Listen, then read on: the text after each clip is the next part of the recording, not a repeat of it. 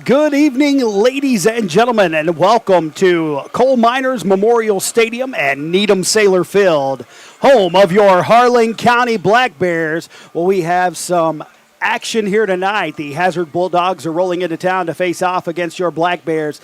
And I'm telling you what, I know the Black Bears are going to be out for a little revenge from last year's game. Didn't quite go the way that we wanted it to, but Michael Scott and myself will be here this evening to bring you all the action live. But before we get to a lot of the stats and a lot of the pregame festivities, we do have a quick coaches show to share with you guys where it's an interview with Coach Amos McCreary. So we're going to share that with you guys right now, and then we will be back here to bring you all the action live on 105.1 WTUK.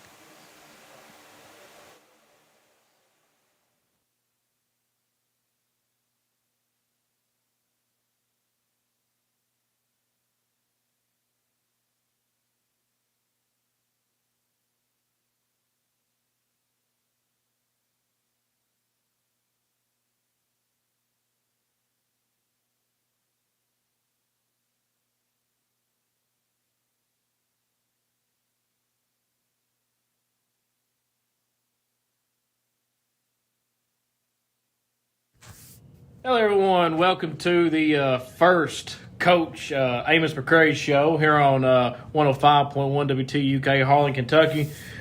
We had to get a few kinks in, but we wasn't able to have one last week. But we're here now for the first show of the 2022-2023 sports football season. Me and Andrew sit here with Coach McCreary. Coach, football season's begun. We're already a week in. The Bears are coming off a 43-7 victory over the South Laurel Cardinals. How'd it go last week? Well, I thought we played, fairly well. We knew South Laurel struggling a little bit, but, our game plan was to work on us and come out and play a pretty good game, be able to throw it, run it, and I thought we accomplished both of those pretty well.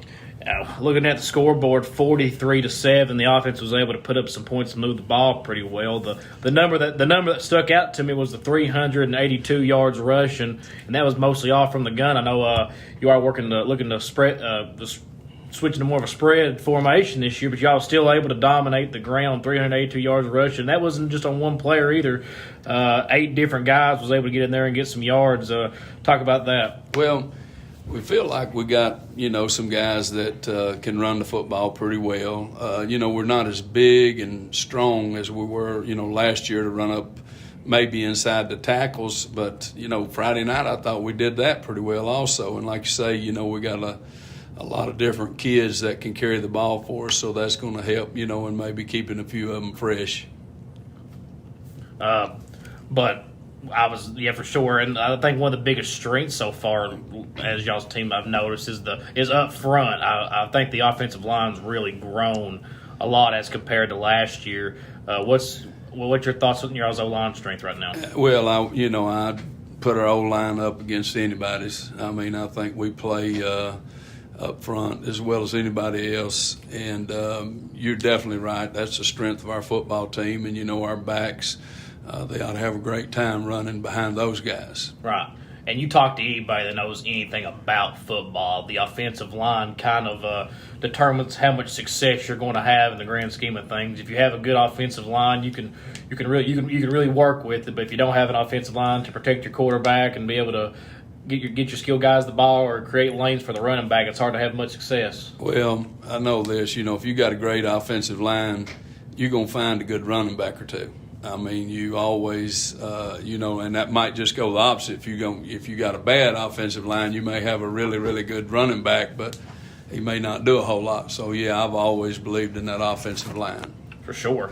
Amos here early. We didn't get to do a show last week. If you can give us a little reflection on how the summer's been. What was the summer practices like? What's leading up to the start of the season? How did scrimmages go? Well, if you'd have asked them, it may have been that some of it was a little more intense. We really concentrated a lot on tackling drills. Even when we were not in full pads, we were still trying to figure out a way to do some tackling drills.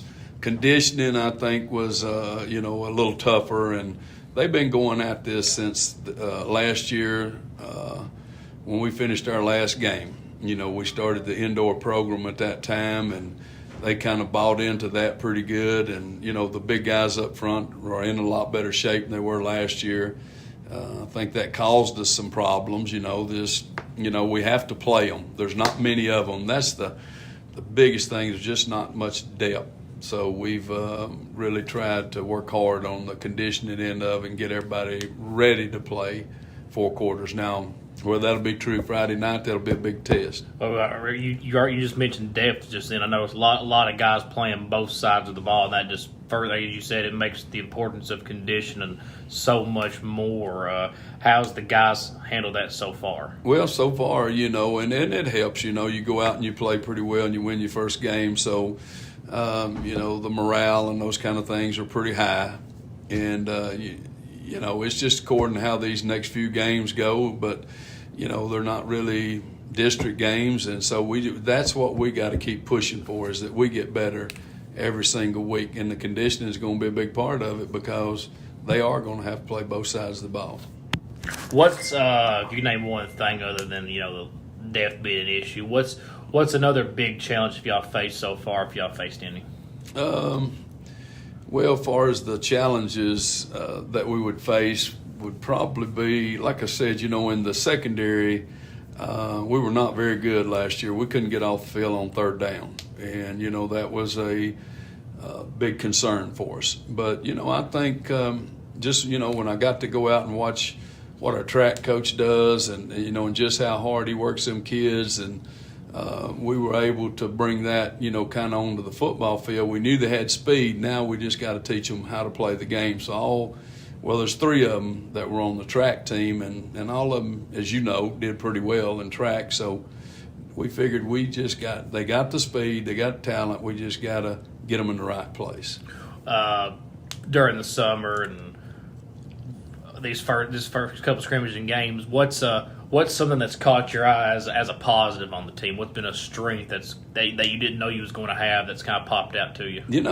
I think we're playing a little more aggressive.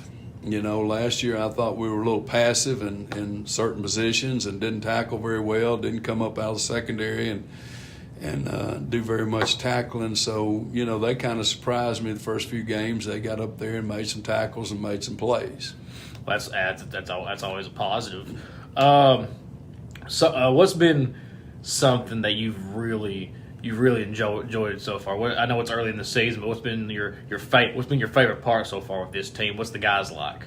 They're a great group of guys. Even last year, when we were losing pretty bad and out of games by halftime, those kind of things, the attitude of these young men really, really surprised me. I mean, they come to work, every day, and they do pretty good, and a lot of times, you get teams with really bad attitudes. That's not on this team. I mean, they kind of take care of each other. If there's somebody gets a little out of line, they know how to jerk them back in line real quick. So I just love their attitude. Well, that's very important. And like you said, a healthy locker room creates a healthy team. I think that you have to put that on with the senior leadership and upperclassmen. Let's talk about those guys. How good is the senior leadership on this team? You can't beat those guys. And I think maybe a 2 that stand out. They're a little more vocal. Is probably Josh Sargent. Josh is pretty vocal and just a great young man to work with on a day in and day out basis. And then you got Connor Blevins. He's kind of the silent leader. He'll be the guy that, all of a sudden you'll look around, you're getting ready to lock up, and he's in there sweeping the locker room, or, over here helping some younger kid that maybe didn't get to worked with enough that day, or might have got his feelings hurt. Connor's just a super young man. Those 2 are probably the vocal leaders on the team. And then you got Gavin Spurlock. He's kind of the comedian. He keeps everybody kind of free spirited. But there's a lot of other guys like Isaac Downs. Man, he's as tough pound for pound as they come, and you just grow to love them, and love their personalities. I can't mention all of them, of course, right now, but those are just guys that stick out in your mind. But every one of those seniors are great young men. Along with the locker room and just being vocal. You have those guys that try to make the noise in the weight room also. Off the top of your head, who was some of the guys in the off season that really went above expectations? I tell you, probably, Brian Howard. He'll impress you every day. He works as hard as anybody on that football team. And one that you might know pretty good, Darren Allred. I mean, pound for pound. There's nobody stronger than him on that whole football team. And, I think if you got to see him play Friday night, you would have noticed that. Of course, you're out officiating. You didn't get to see that, but he played really well. He got in there and he's just as tough as they come. And, you're going to get his best effort every single play. And you mentioned him, and there, he's not a huge guy. He's only about 180 pounds, and he's able to utilize his strengths, his abilities. He's playing a nose tackle position. You're giving him 20 probably. Yeah. I mean, I'd say Darren probably 165 pounds and mean as a junkyard dog out there playing. Don't say much. He's not that kind of mean. Not mouthy, but just you get out there trying. You're gonna have to take care of him every play. If you're going to block him. For sure. And so, one day I just out of the blue, I said, Darren, get in there. I'm going to see what you can do. I said, because I knew them big boys, so I put him over there on shoemake. Well, I mean, about the first 5 or 6 plays, shoemake's just getting frustrated. He can't handle him. He's too quick. And, I asked Shoemaker after that, I said, how what? He said, Coach, it's hard to handle him. I mean, he's tough in there as far as catching. He said, I might have got him a few times, but he said, he showed me he can play. I said, he showed me too. Yeah, we've talked on both sides. It's always good to start off the season with a momentous win, and by the score, both sides of the ball looked like they were. It was a good performance for both sides. Offense put up 43 points. Defense held the Cardinals to 7. Overall, a happy victory. I'm sure it was an impressive one for you also. Yes, it was. You always want to come out and play well and win that first game, because you've practiced so long, so hard, so many hours in the weight room, 7-on-7s, doing all the things these kids have to do to be able to play on Friday night. So I just want them to, be proud to wear that jersey on, how hard they work, because a lot of kids don't. There's a lot of kids coming up now, hey, Coach, can I play football? You just can't let it happen now because of what those other guys have done in front of them. Right. Well, guys, we'll go ahead and get to our first break here on Coach Amos McCrary's show here on 105.1 WTUK of Harlan, Kentucky. Stick around with us. There's more to come. We'll be right back with you. Welcome back, folks. We are here sitting live from Coal Miners Memorial Stadium. Me and Coach McCrary are running down time to kickoff. Bears play the Hazard Bulldogs tonight, who's coming off of a big victory themselves against the Millsboro Yellow Jackets last week. And crowd's looking good. Looks like it's going to be a good atmosphere tonight, Coach. The boys excited for the game? Yeah, they're excited. I mean, this is kind of a big test. Everybody knows that Hazard's got a very good football team. They always do. And, this year they had a couple big-time move-ins that's over there. So they're going to be one of the better teams, I think, that will play. And, they got 4 or 5 skilled guys that can make it happen on any play. But, our guys, they're excited, after coming off a big win and just to see, kind of what they can do against a little bit better football team. I got to see a Hazard up close. I had them there 2 weeks ago in the scrimmage at Bell County. And when you look at Hazard, they're your typical Hazard Bulldog team, tough, physical, big all over the field. Something that impressed me was their up front size, and they was able to really compete on the line of scrimmage against Bell County. And Hazard actually led that game 13-0 for the majority of the scrimmage, and Bell had 3 turnovers during that game down inside their own 30, which was a big part of the ballgame. Bell ended up coming back and winning, I think, 14-13. So I got to see 2 physical teams play. But talking about the Bulldogs, I was impressed with what they had up front, and we talked about the Bears already. How I think we're impressive up front. I can imagine this game being a very physical game, as a lot of people can imagine. I'm sure there's going to be a lot of ball control in this one. What's your thoughts going up against the Bulldogs? Well, I'm sure now.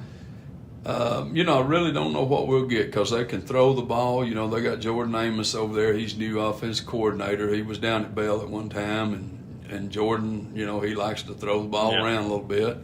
But, it seemed like when they got in trouble, they're going to get in the power eye and they're going to try to mash it at you. And they've got, the big 74 up there. I don't know the kid's name, but he's about 6'5", probably, 300 pounds. They like to put 2 tackles over on one side and just get right in them guys and play mash-mouth football, which they can. Like you said, they are big and they're aggressive. And, you get in there too tight and all of a sudden they're good enough to raise up and throw it outside and make a big play. Yeah. I've been hearing a lot about the tight end for Hazard. Does he have some guys looking at him? I've heard that he has a few.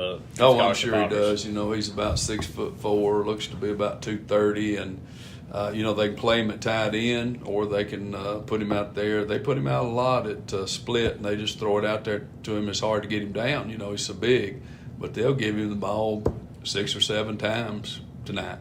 Sure. Coach, before we'll take a little break from talking about the game, I want to talk about a little perspective of the team. The past few years, I know COVID had a big impact on it, and the seasons the past 2 years has been a recovery from what all we had to deal with, and it hurt the participation in football across the board. Past 2-3 years, what have you saw? What have you saw the change in football? Is this year better than what the past 2 years has been as kids starting to come back out? How's it been for you from your side of things? I think all the way around, the atmosphere is better. I mean, there's probably, don't quote me for sure, maybe 19 freshmen, and they seem to be staying out there. Last year we didn't have I think when I first got it, we had 33 football players. And, now with those kids coming back out, they just started coming out. We're probably right around 55 to 60, somewhere in there. So I think kids are getting back into football. They're just getting out of the house again. It's been a real strange time for everybody, but I think everybody's programs, the numbers are back up from where they were, last year. Right, and that's good to see. It's good to hear, and it's a struggle. It affects everything. It especially affects football programs when you don't have the numbers out there. But it's good to hear that the freshmen are getting back out involved. But as we said around here, I know you are too. I'm ecstatic that football season's back. It's kind of like it's came up upon us really quick, but at the same time, it feels like it's been a good while since it's been here. Right. How excited for you to keep I'm real excited. When you see the excitement on them kids' face, and they're getting back in, and you got the cheerleaders out there hooping and hollering, and you got the dance team, and you got the band going again, and the crowd the other night for us was really good. A lot of people were saying, so we had a big crowd, so. I just think people have been wanting to get back out. The weather was beautiful. It was just a great atmosphere. I know I'm much happier just seeing people out and get involved again. For sure. Speaking of the crowds, Andrew, he had to step out and go do some PR interviews with some fans outside. Andrew, what the crowd look like out there before you have to head over to the Green Dragon Field? It was good. It was really good. Yeah. I'm also working on a graphic for Sean. So yeah. That's currently what I'm involved in. Hey, we couldn't do it without those two. That's for sure. But guys, hey, we're gonna go ahead and take our last break here on the Coach Amos McCrary show here on 105.1 WTUK Harlan, Kentucky. We'll be right back with you here shortly. And we're back, folks. Final segment here on the Coach Amos McCrary show here on 105.1 WTUK Harlan, Kentucky. Coach, I got the line here in front of me. No secret, the Bears are playing a tough physical team in the Hazard Bulldogs, as we said. Let's preview the Hazard Bulldogs themselves, coming off a impressive win over the Middlesboro Yellow Jackets last year, who made a state semifinal appearance in Class 2A last year. No, the Yellow Jackets lost. Had a lot of seniors on that team last year, but they were still returning a good bunch. They're a good program. Looking at the stat line, Hazard was able to kind of diversify the playbook. Threw for 145 yards as well as rushing for 203 yards. They seem like they have a good even playbook. What's the plan for attack for the defensive side for the Black Bears? Well, like I was saying earlier, you got Jordan Amos, and Jordan's going to spread it out some, but also he knows the kind of football that they want to play over at Hazard, and he comes back in there and he'll get in the power eye. So we're going to see a little of both finesse and then smash mouth, which that presents some problems, but we've worked a lot on, like I say, on the pass this summer, and hopefully we'll cover it a lot better. And then, like I say, up front, I think we can stay in there with them and play smash mouth football. As far as the defensive linemen, we got some pretty good guys up front, and we'll just kind of have to see where the chips fall that night.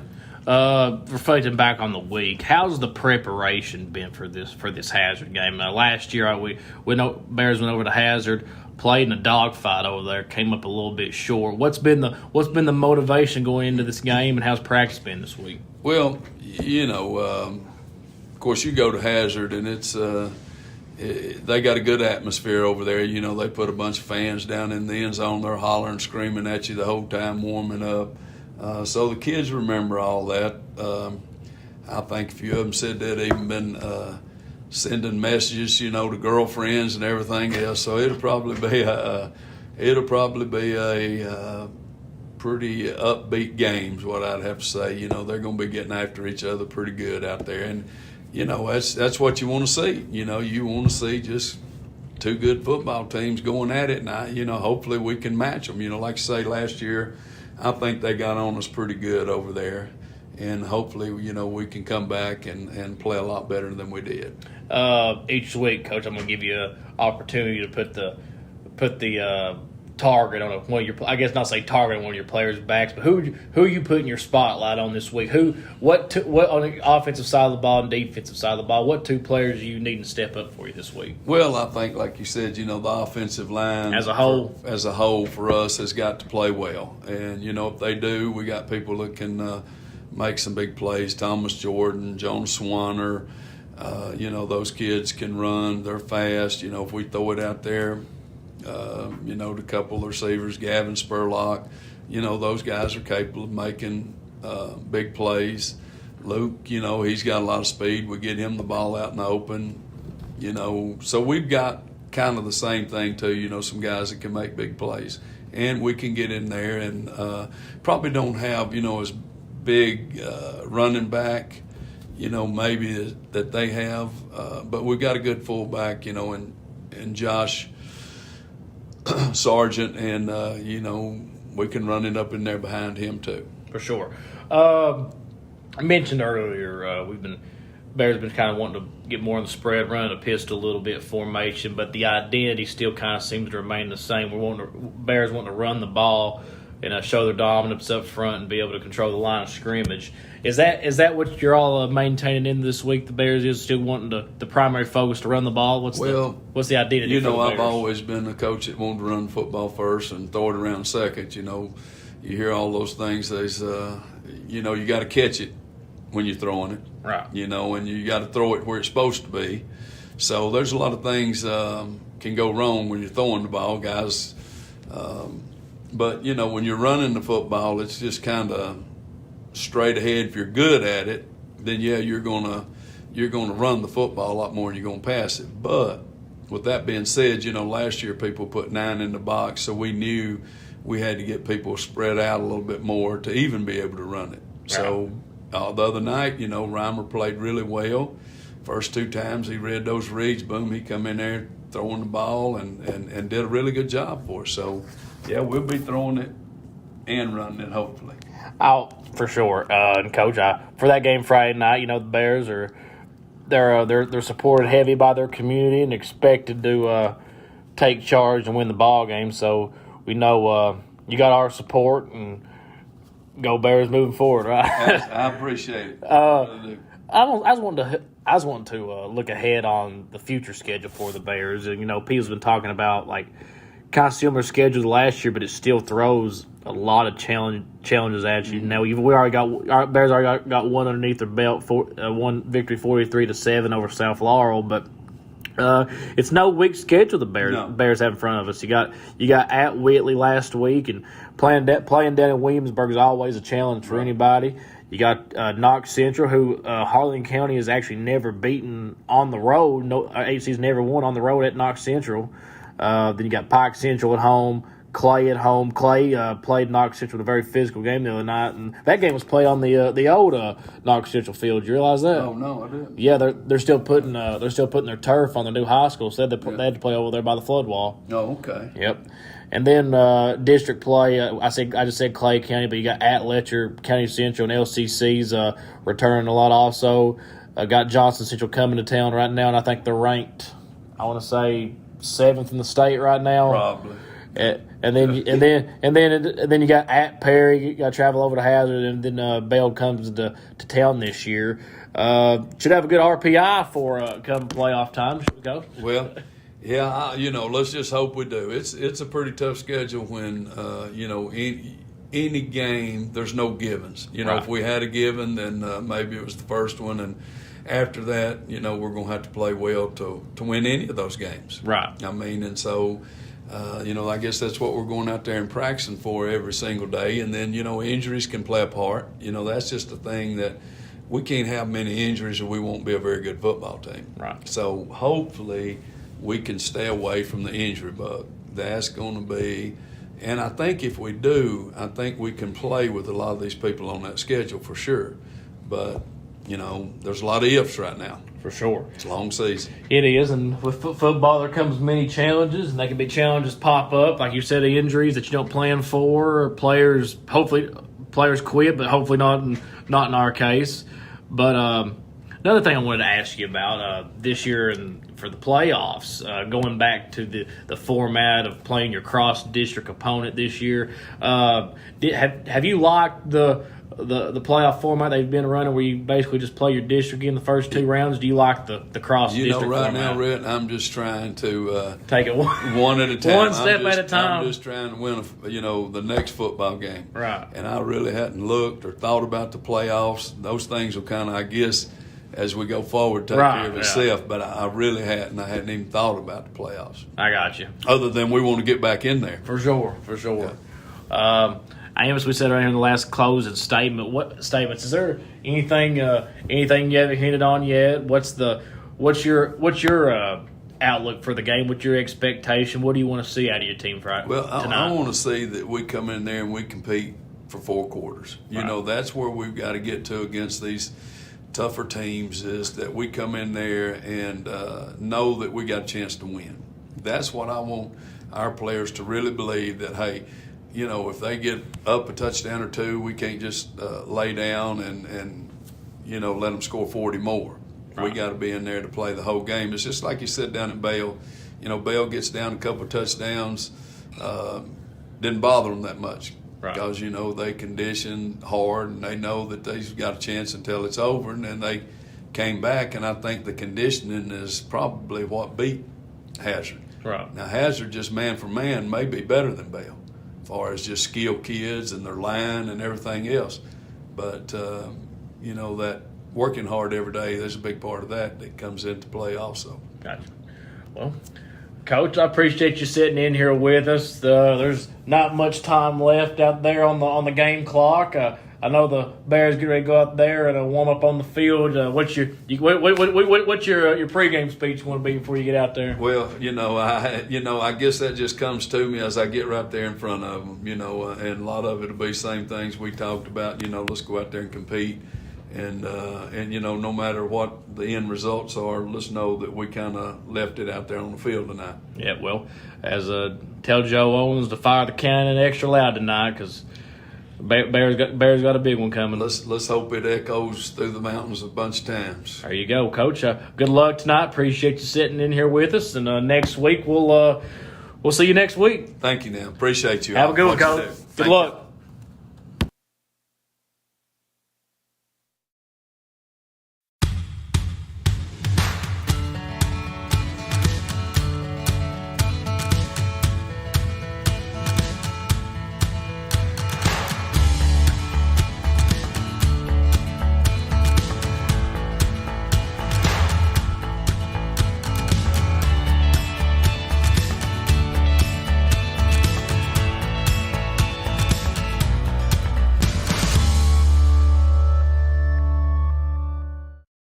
This is Jane Simonton Hendrickson asking you to re-elect my husband of 46 years, Kent Hendrickson, as Harlan Circuit Judge. A lifelong Harlan Countyan, family man, coal miner, highly skilled lawyer for 32 years, and your circuit judge for nearly 8 years, he has served you with steady obedience to the law, fairness, integrity, and Christian principles. Make your vote count. Let's keep Kent our circuit judge in November. Paid for by the committee to re-elect Kent Hendrickson.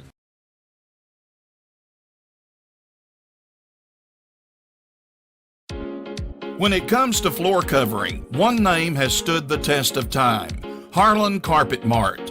Harlan Carpet Mart continues to offer all types of floor covering, including residential and commercial, with professional installation and always free estimates. Located on US 119 at Baxter, open 8 to 5 Monday through Friday. Call today for your floor covering needs. 573-2563 or 573-3027.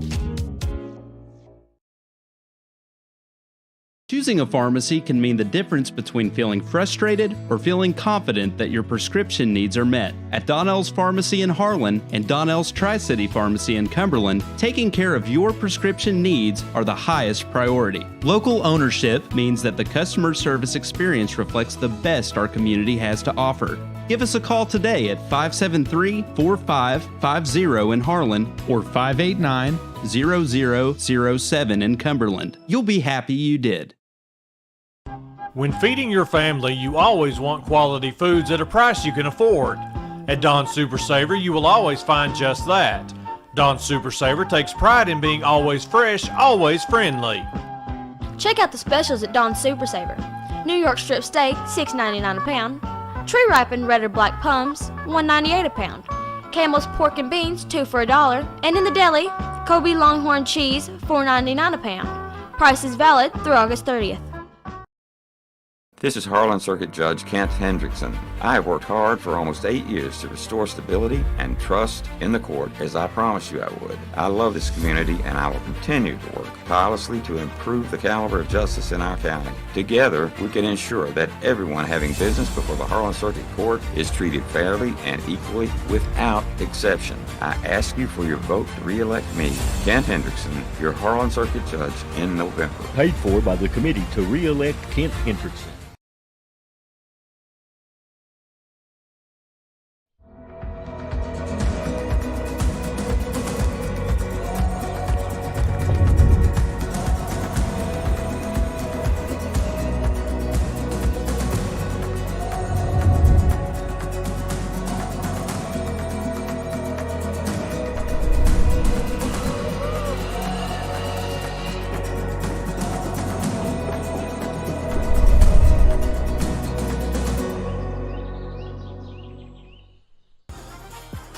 Harlan County High School is pleased to announce the addition of several high-level mathematics classes with an in-person instructor for the current school year. Courses include advanced placement calculus, trigonometry, probability and statistics, pre-calculus, as well as physics. Dr. Kevin Harris is the instructor for these classes. Any current or new students interested should see their guidance counselor as soon as possible to take immediate advantage and enroll in these classes. Hearthside Bank in Harlan is a proud supporter of Black Bear sports. This is Gary Henson with Hearthside Bank, wanting to wish the Harlan County Black Bears a fantastic season. Go Black Bears. Hearthside Bank, with 2 Harlan locations, Village Center Mall and Cumberland Avenue downtown. Member FDIC.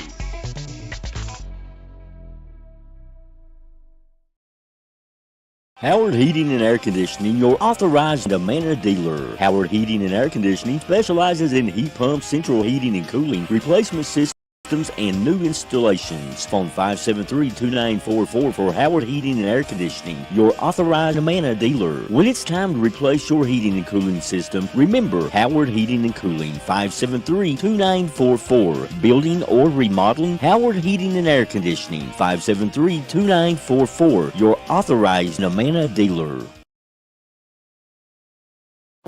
SECRE, or Southeast Kentucky Rehabilitation Industries, is a nonprofit organization. Their primary purpose is to provide qualified personnel, facilities, and related services for persons with disabilities, enabling them to obtain and to be successful in maintaining competitive employment. They provide their partners and customers with competitive pricing on quality products that meet the expectations of a globalized market. For more information, call their Pineville office, 606-337-5222, or go to sekri.org.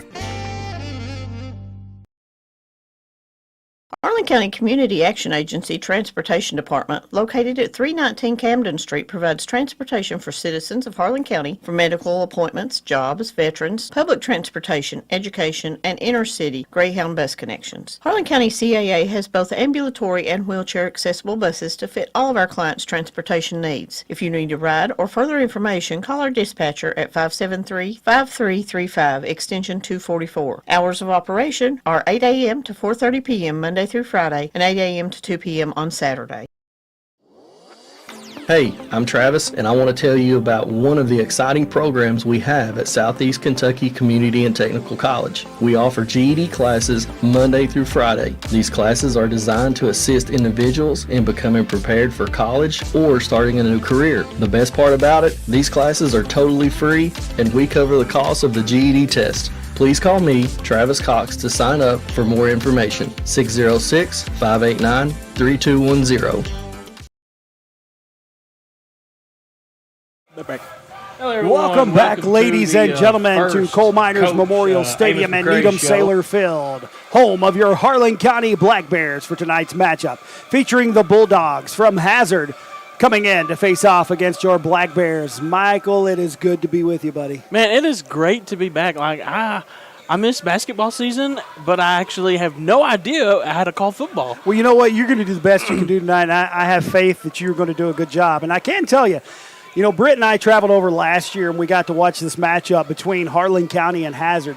Going into the matchup, I really thought it was a toss-up. I didn't know what was going to happen, but turnovers tended to be a problem for the Black Bears last year. We had 4 interceptions in that game, 3 of those by the one you're going to kind of want to keep your eye on this evening for the Bulldogs, number 20, Max Johnson. He was a one-man wrecking crew last year when we traveled over to Hazard. I'm telling you, this young man kind of did it all in that matchup. He had a rushing TD.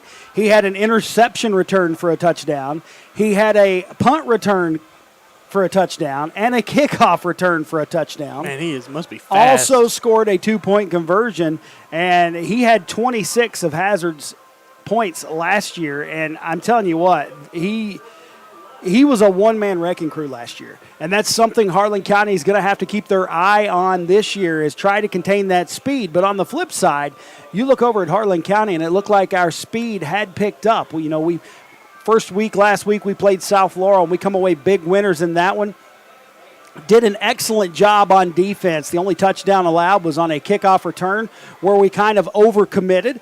But nonetheless, we looked great on both sides of the ball last week. HC they came out playing hard like they really have something to prove. And this year, they are a pretty stout team. I think they're going to go very far this season. And, having a little of the – Hazard had a great football team last year, too. A lot of people overlooked that. They ended up losing to Pikeville on their way to the regional playoffs in 1A. But Hazard's always been known to have a tough football team, and they are no exception this year. They're going to be coming in here hoping to get a win. I was checking out. They actually, according to Jonas Sparks, they have Hazard a 28-point favorite in this one. Oh, my goodness. And while I think that, and they just do these based upon the data they have and they collect and they run these through a computer, but they were 28-point favorites is what they had written down. And I don't know if I see a 28-point favorite. I think we're going to have a good football game here this evening. After watching last week's game, HC, they're a pretty stout team, so I'm right there with you. I don't think that point spread is completely accurate. They looked renewed last week. They did. They looked like they were having fun. They were getting to the ball quickly. They were hustling on every play, and that's something you don't quite see sometimes out of all of your players. But every player on that field was doing their job, and that's the key. If you can get every man out there doing their job, good things can happen for your team. Of course, I told you we're going to have to keep our eye on number 20, Max Johnson. We're also going to have to keep our eye on their quarterback. They have a quarterback who's a pretty good quarterback, number 2, Max Pelfrey. He's just a freshman, he's a sophomore this year. But last week against Middlesboro, he hit 10 of 15 passes, 1 interception, had 144 yards in the air with 1 touchdown.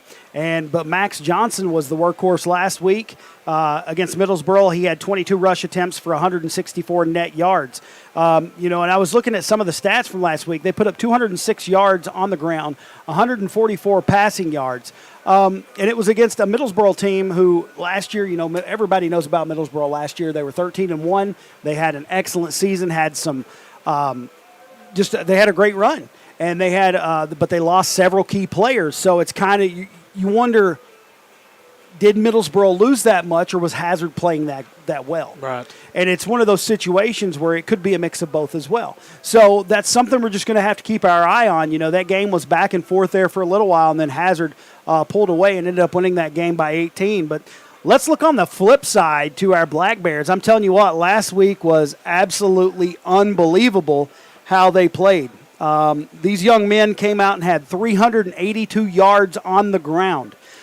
We only had 24 pass yards, but we didn't really have to pass the ball that much because we were being efficient on the ground. You've got all those running backs. You've got Thomas Jordan. You have James Ryan Howard. You also have Luke Kelly that can carry it every now and then. You had Jonah Swanner coming on the end around. You even had the big man, Josh Sargent, the fullback, running the ball. So different people were running the ball, and we honestly didn't have to pass the ball that much. I think we only had four passing attempts in the entire game, and we were 3 of 4 in those with 1 interception. That was just coming on a deep ball after we had received a turnover. But I tell you what, this team I've noticed this year, they are spreading it out a lot, and they're doing a good job attacking the ball. That's right.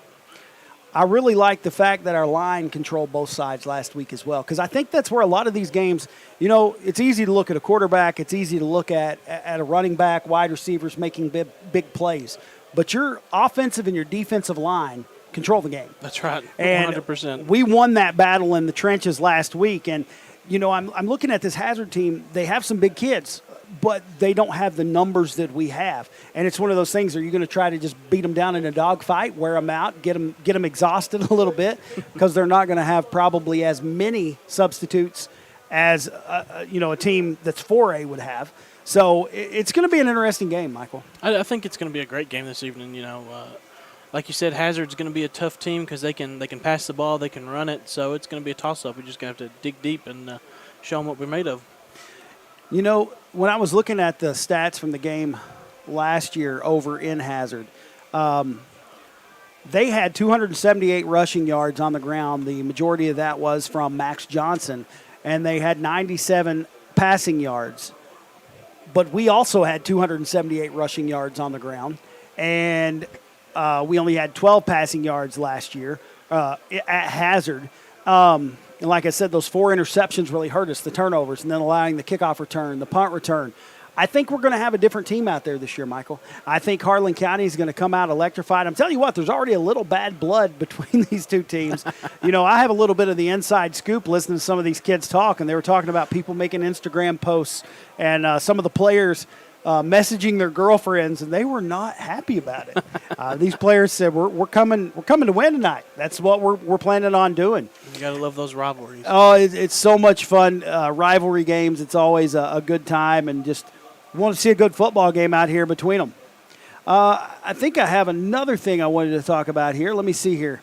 There's another stat I had that I have pulled up. Some of the other games we're going to try to keep an eye on. Jackson County at Knott County Central. They had Knott County Central as a -27 favorite in that one. Leslie County at Clay County. Clay with the -26 favorite in that one. Estill County at South Laurel. Estill County is a 25-point favorite. Whitley County at Corbin. They have Corbin listed as a 38-point favorite. Middlesboro at Williamsburg. They have the Yellow Jackets of Middlesboro listed as a 1-point favorite, so that should be a good game there. Frankfort at Linkamp. They have Frankfort listed as a 42-point favorite. Pineville at Fairview. Pineville is listed as a 40-point favorite in that one. Bell County at Knox Central. That should be another doozy. You know, Harlan County is going to have to travel down to Knox here in a couple of weeks. They have Bell County as a +7 or a -7 favorite in that one. Harlan versus Eastridge. They have Harlan as a -4 favorite. And Hazard at Harlan County, they had, of course, the Bulldogs, as we mentioned earlier, as a -28-point favorite. So it's going to be interesting to see if these odds hold up, because I'm telling you what, Michael, Harlan County, they seem to think they're going to win this game tonight. And with the attitude that they've been playing with last week, I think there's a good chance. So at this time, we're going to step away from the microphone for the opening prayer and the national anthem. To be performed tonight by the Harlan County High School Marching Band under the direction of Mr. Jonathan Hodge. Everyone please bow their heads. Dear Heavenly Father, thank you for letting us be here today. We thank you for our many blessings. Let everyone have good sportsmanship tonight and stay safe. In Jesus' name we pray, amen.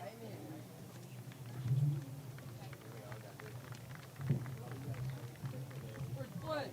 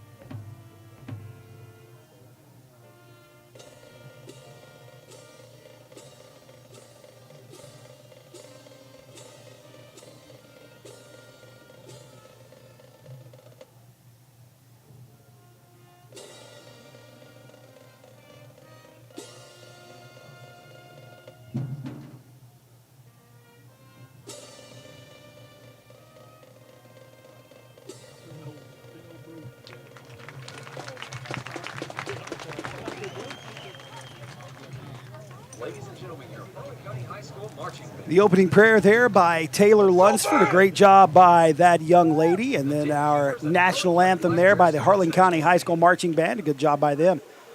And I tell you what, Michael, we're ready for some football here at Coal Miners Memorial Stadium. You know, Friday nights are just so exciting. You can just feel it in the air. The football season's around. It's just so much fun. Like, I just look forward to it, just being at the football games. Yeah, it's kind of fun. Not only just getting to watch football, like getting to hang out together. We have a good time up here joking around and watching these games. It's all right. And wow, that kind of hurts a little.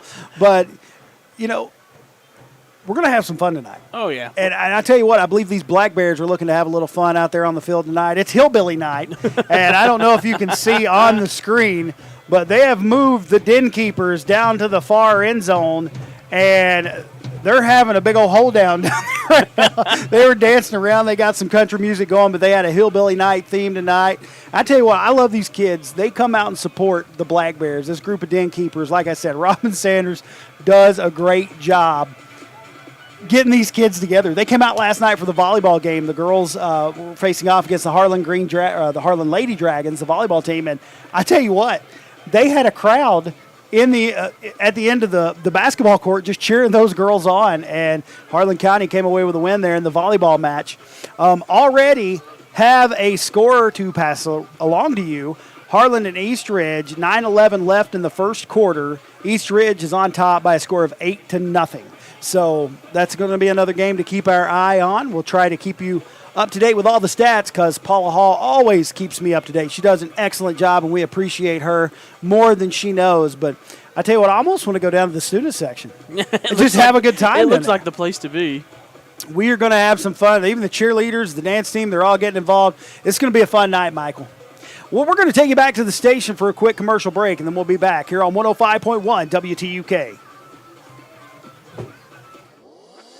Hey, I'm Travis, and I want to tell you about one of the exciting programs we have at Southeast Kentucky Community and Technical College. We offer GED classes Monday through Friday. These classes are designed to assist individuals in becoming prepared for college or starting a new career. The best part about it, these classes are totally free, and we cover the cost of the GED test. Please call me, Travis Cox, to sign up for more information. 606-589-3210.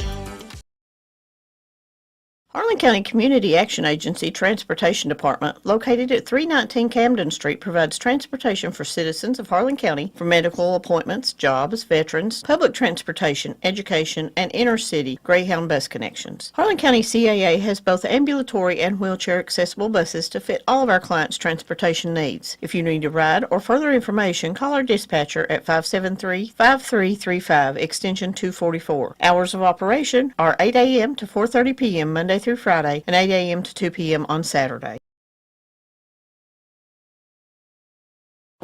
SECRE, or Southeast Kentucky Rehabilitation Industries, is a nonprofit organization. Their primary purpose is to provide qualified personnel, facilities, and related services for persons with disabilities, enabling them to obtain and to be successful in maintaining competitive employment. They provide their partners and customers with competitive pricing on quality products that meet the expectations of a globalized market. For more information, call their Pineville office, 606-337-5222, or go to sekri.org.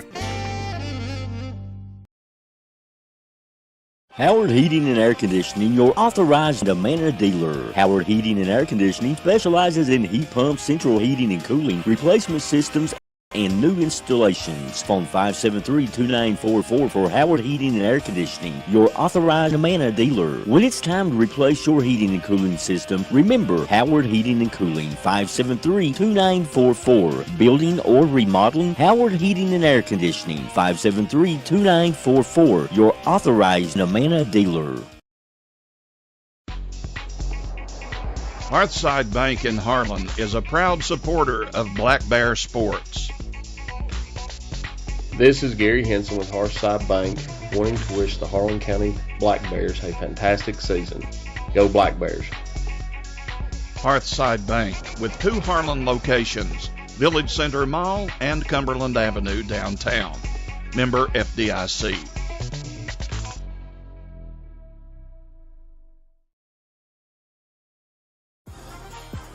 Harlan County High School is pleased to announce the addition of several high-level mathematics classes with an in-person instructor for the current school year. Courses include advanced placement calculus, trigonometry, probability and statistics, pre-calculus, as well as physics. Dr. Kevin Harris is the instructor for these classes. Any current or new students interested should see their guidance counselor as soon as possible to take immediate advantage and enroll in these classes.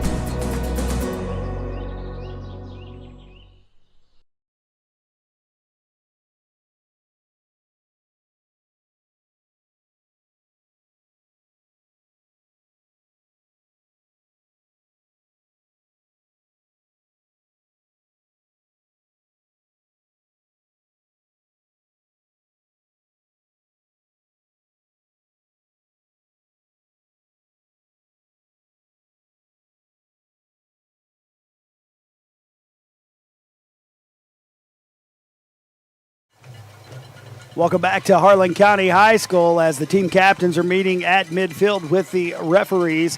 We are just about set to get underway here at Harlan County High School as the Bulldogs and the Black Bears are set to bring you some football action here this evening. And I'm telling you what, Michael, I feel a little tension down there on that field right now. I feel a lot of tension. Some of these boys, they're ready to play, and now all the band and the cheerleaders, dance team, student section, everyone's going to make their way over there for Harlan County to run out as soon as they're done with this meeting at midfield. But, something else I wanted to talk about real quick as they're doing the coin toss. I don't think we gave our defense enough credit last week for what they did. They allowed -5 yards rushing last week. And that's what I was talking about, controlling the line. They only allowed 67 yards through the air, and they were on some little dump passes here and there. They just did an excellent job, our defense. You had Will Cassom covering up a fumble that was forced by Darren Allred. We had 4 different interceptions. Josh Sargent, Luke Kelly, Gavin Spurlock, Jonas Swanner, all had interceptions last week. So I want to see that same electricity from Harlan County here this evening. Hazard has won the coin toss, but they have deferred. So that means Harlan County will get the ball first. And, folks, we're just about set to get underway. We're going to move the camera over and focus on the helmet as Harlan County will be running out here in just a moment. But I'm telling you what, a lot of fans down here on Harlan County's side, and you see some of the Hazard faithful that have made their way over from Hazard. Of course, our thoughts and prayers have been out for the folks in that area, not only Hazard but Breathitt, just different places over in that area. You also had Letcher County, all these places that were hit so hard, Knott County, by this flood.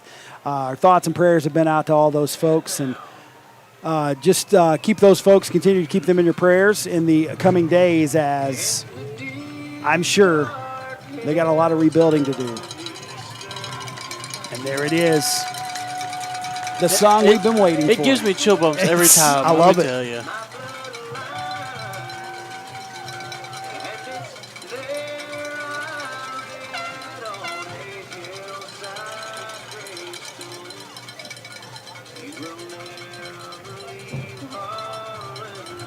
And here they are, ladies and gentlemen, your Harlan County Black Bears, and they are ready for this matchup here this evening. I was talking about some of the jawing going back and forth.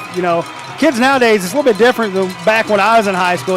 We'd send black roses to a school or something. Like now they were hashtagging, we're going to leave Harlan alive and things of that nature. So they're getting evil. It's going to be cyberbullying. Cyberbullying. But now they do the cyber smack talking back and forth, and it's easier for kids to get in touch with one another. So, and it was, these kids, they keep you up to date on everything going on. It's kind of fun to watch. And I tell you what, I'm pumped for some football here this evening. I want us to come out and make a statement right here on offense first thing. But I believe our keys to this game are going to be protecting the football. Like I said, turnovers hurt us last year, and also containing the speed of Max Johnson. Because I'm telling you what, he's kind of like Jonas Swanner or Thomas Jordan. If he gets an open field, he's a hard man to catch. He is gone. So we're going to have to do our best to contain him. But we are ready for football here in the mountains as the Harlan County Black Bears head out to take the field. You have Thomas Jordan and James Ryan Howard going back, as well as Luke Kelly. See, they're a little bit easier to tell apart this evening because I see Gavin has his high white socks on. You got Luke Kelly in the pink socks. It's going to help me out. And Papa brought his binoculars. Yes, I did. Thank you to Eddie Stewart for giving me the binoculars so I can make sure I could see everything. But also, it was great. Lisa Jordan, she messaged me earlier telling me exactly what Thomas had on, so I'd be able to tell 20 and 26 apart. Because I'm telling you, folks, the older you get, the harder it is to see from up here. But we are set to get underway here at Harlan County High School. Hazard set to kick off. And anxious to see, are they going to kick it deep? They're going to try something tricky right off the bat. Referee holding his hand up, getting things waiting here. Waiting for the clock to reset, I do believe, is what we are waiting on. But I tell you what, that kind of takes some of the anticipation away. But I'm anxious to see if they kick it deep. And I want to see, I'm telling you what, Luke Kelly's another one. If he gets in the open field, he is fast. That young man can move. So they've got the clock set, and we are set to get underway here at Harlan County High School.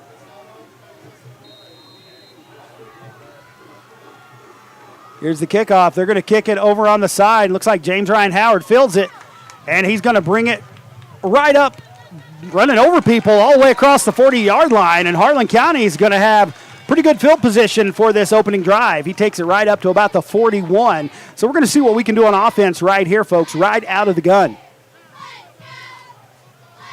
You know, it looked like at first Luke Kelly was going to come up and field that one, but it sailed just short enough for James Ryan Howard to get underneath it. So we are set to get underway here. Good field position for the Black Bears right off the opening kickoff. Like I said, a key to the game is cutting down turnovers and making sure we win the battle in the trenches. But I know with our big hogs up front, they're going to do just that. Reimer back deep.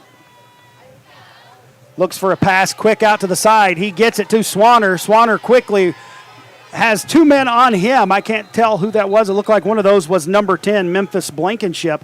They quickly get to him. He's going to get a couple out of that. Kind of had to turn back for the ball, but it's going to be a gain of about 2 or 3. It's going to bring up second at about 7. Not a bad little play to open things up. And that's one thing I was talking about with this Harlan County offense. They're spreading the ball more. They're kind of making it spread out more. It's not as much as the, The run right up the middle. Yeah, the run right up the middle. I mean, they still have that in there. But if you can spread that defense out a little bit, it opens things up for your speedsters. Reimer back again. Sargent lined up on his right. Has James Ryan Howard. Actually, that's Thomas Jordan back behind him. He's going to do a reverse to Luke Kelly, and Luke Kelly's I thought he was going to. There is a flag on the play, though, and I think Hazard may have recovered a fumble right there on that one. I could not tell, but they're going to say the play is dead. I don't know. I don't know what they're going to call here, but there was a flag. I did see possibly a block in the back against Harlan County. We'll see what the call is here. Harlan County covered it back up. That looks like Connor Blevins or Jacob Shoemaker. That's Jacob Shoemaker came away with it there. Covered that ball back up. Good job by him. Heads up play to dive. I'm sorry, that was Will Cassom dove on that ball. Good job diving back on there. They're going to call a hold there against the Black Bears. So that's going to back us up 10 yards.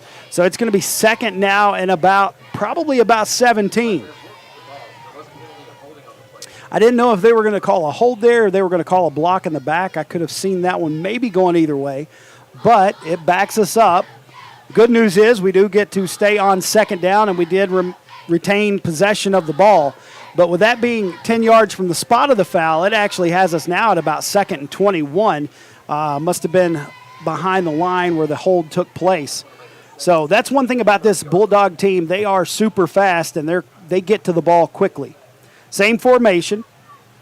They do a little pitch to Thomas Jordan, and he's got a little room. He's trying to get away, stays on his feet, keeps on his feet, takes it all the way back up to about the 38, 39-yard line. But good little run right there by Jordan for a nice little pickup. Going to make it a little more manageable here. It's going to be third and about 12, it looks like. We'll call it third and 13 off the spot.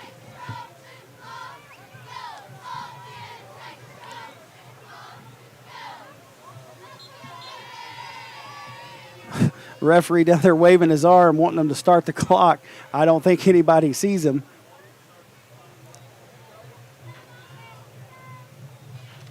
There, the clock's going now. Harlan County breaks the huddle. I always tell Holby Boggs he's going to throw an arm out the way he tries to get us to run the clock in them junior high games. Now it's Sargent lined up over on the left side. Got some protection now. Reimer back deep to throw. He's got a man. Swanner goes up just a little over his head. Good defense there and coverage also by number 20, Max Johnson. So pass is incomplete, so it looks like it'll bring up fourth down. Harlan County going to be punting here early in the first quarter. So not the first drive you're hoping for there. It stalled. That penalty kind of put us back there. Nice little chunk of yards there from Thomas Jordan, but the penalty ended up being the difference maker there, and now Harlan County set to punt. And I was going to say I'm going to look and see who's back to receive for Hazard, but I know it's going to be Max Johnson. Like I said, that young man does it all. He is super fast, and Carter Howard set to punt this one. It's one of those situations, y'all. Looks like they had someone jump off sides. No flag there. Wow. They get it to Howard. He punts, and he's going to punt it right over to the right side, out of bounds. It probably went out of bounds maybe about the 45. Trying to see where he's going to mark it. He's going to mark it right at about the 46-yard line. So it'll be hazard ball, 1st and 10 from about their own 46-yard line. So, like I said, not the opening drive you hope for there, but the big thing is right here, you want to make a stand on defense. That's right. And their defensive line can do it. And, you know, with our DBs improving, it seems like, they're like me and Mr. Henson were talking about earlier, a lot of these players are another year older, and they're learning these jobs better. So we're going to see if we can get some pressure applied here on the quarterback and also contain number 20, Max Johnson. Still in the huddle are the Bulldogs waiting to break out of the huddle. Pelfrey's going to be going right up under center. They're in the I formation with a wide out both ways. Here comes the snap, a little pitch out to Johnson, what we knew that would do, and he gets hit from behind right there. A good hit right there by, I do believe that was Josh Sargent or Connor Blevins. Couldn't tell which one got a hold of him, but there is a flag on the play, and I thought I saw that one. It was a hold, so that's going to back Hazard up now 10 yards. Good job of containment right there from the Black Bear defense. Excellent job. And see, that's one of the things that Hazard will try to do. They try to get these pitch outs to get their man that can, this kid can run like grease lightning. He's quick. And if they can get him out on that edge and get some good containment blocking, they can, he's able to make things happen. It's kind of like, Jonah Swanner on our flip side. He's one of those players, him and Thomas Jordan both, they sometimes you're like, how'd they get away from that? That's exactly right. And they're just super quick. But that's going to back Hazard up now. And it looks like they're going to be in about the same spot Harlan County was earlier. Going to be about 1st and 21 now. Same formation for them, the I formation. Pelfrey steps back. He's looking to pass. He's got a man. He's going deep for him. And he overthrows him just a hair. That pass was almost there, intended for number 13, Landon Smith. I tell you what, he's a big kid, 6'5" wide receiver. Wow. And that's one thing you're going to have to watch for. He looked like he had a little speed on him, too. So you're going to have to watch for him. He's going to be able to go up and stretch out and catch those. And that was a nice pass, just a hair long. And it went right off the fingertips there of Landon Smith. 2nd and 21 now for the Bulldogs. Not bad coverage right there from Harlan County either. The defender was right with him the whole way. Not at all, no. Looks like now they're breaking out. He's in the shotgun formation. One man back there with him. He's got trips to the left, one man to the right. Looks like it's going to be a passing play. Nope, a handoff right up the middle, and there goes Max Johnson. But good job right there of containment by number 41 for Harlan County. That's Dallas Sargent. Grabbed a hold of him before he could break totally free, and he picks up a gain, almost like Harlan County earlier, picks up a gain of about 8 or so. It's going to be 3rd and about 11 now. Probably got 10 off that one, but a good job of containment right there. And it's going to be 3rd and 11, so we're going to see if Harlan County can make a hold here on this big 3rd down. Same formation. He's stepping back to pass, and he's going to hit a man. Oh, right through his hands, incomplete. He had Javon White. It hit him right in the hands, and I think he was taking off running before he caught that one because he may have had a little bit of room with that formation. They had some blockers coming back, but just like that, it's 4th and 11. So anxious to see. It looks like they're going to line up to punt here. But I tell you what, with all the speed this Bulldog team has, you got to be careful. That's right. They could. Because I don't think they're punting, unless Max Johnson is now punting for them. But he might be doing that. He's back there like he's going to punt. He's holding on to it like he was going to do something else, but he kicks it deep, and can't tell who that is back there with it. He takes off a little ways. He's not going to go to his ground. I did not even see who was back for us, but I'm going to check right now. That was number 2, Jonah Swanner. I thought that was Spurlock. Was it Swanner? It was Swanner. It was Swanner. Okay, that was Swanner back deep for us. I tell you what, he's a hard kid to bring down. He really is. He is. does not want to go down, but Harlan County will have it now 1st and 10 from about the 29-yard line. Second chance right here. Both teams stall on their first drive, and now Harlan County looking to start their second drive right here. We have about 9:04 remaining here in the first quarter. Still no score. Sargent lined up to the left of Reimer. Here comes the handoff to Thomas Jordan. And Hazard did a good job right there of getting to the football. Going to be a gain maybe of a couple, maybe one. Going to bring up second at about 9. Tell you what, that Bulldog defense, they're quick. They are quick. They're stout, let me tell you. And that's one thing they've always been known for is their speed on the football field. They get to the ball quickly. Each one plays their position well. Harlan County snaps out of the huddle. Sargent lined up to the right of Reimer. Jordan in the backfield behind Reimer. You got 2 men to the right. Here comes a pitch to Jordan. Good block right there. And now Jordan's got a little room. He squeezes through, takes it all the way up across the 40-yard line. Picks up enough for a first down for the Black Bears. I tell you what, that was a good job blocking right there. They led off with some great blocks. I would call that a pancake block because he put him flat on his back right there as he tried to burst through that hole with the speed. So just like that, Harlan County gets a first down. And I see a flag on the field. It was thrown after the play. I'm not quite sure what's going on. I think they're calling unsportsmanlike conduct on Hazard. That's what that looked like to me, some kind of unsportsmanlike conduct on them, and that's going to move the ball forward even more for the Black Bears. And there's another flag. I don't know who's barking or who's saying something to the referees, but they're not happy with it. I don't know if it was a coach or a player saying something, but there's another flag now.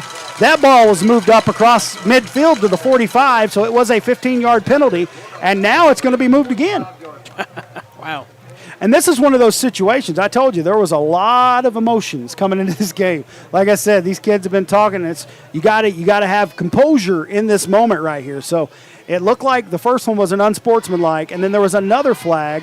Looks like it's going to be another unsportsmanlike against Hazard as well. So that's going to put Harlan County 15 yards further down the field, and that's going to have us right now. We're going to be on the Hazard 30-yard line, 1st and 10. Pretty good chunk of yards there. That was a lot of yards, yeah. They just gave up 30 yards from unsportsmanlike conduct. And they're marking it off again. I don't know if maybe a player said something as the referees were coming back up the field, but the referee that was moving the ball is the one that threw the flag again. The flag, yeah. So the first one was our white hat. He threw the flag, and now you had the one moving the ball. And it looks like we're going to have a timeout now, as the Bulldogs are going to call timeout, maybe try to see what's going on here, folks. But 8:19 to go here in the first quarter. Harlan County knocking on the door. We'll be back in just a moment on 105.1 WTUK.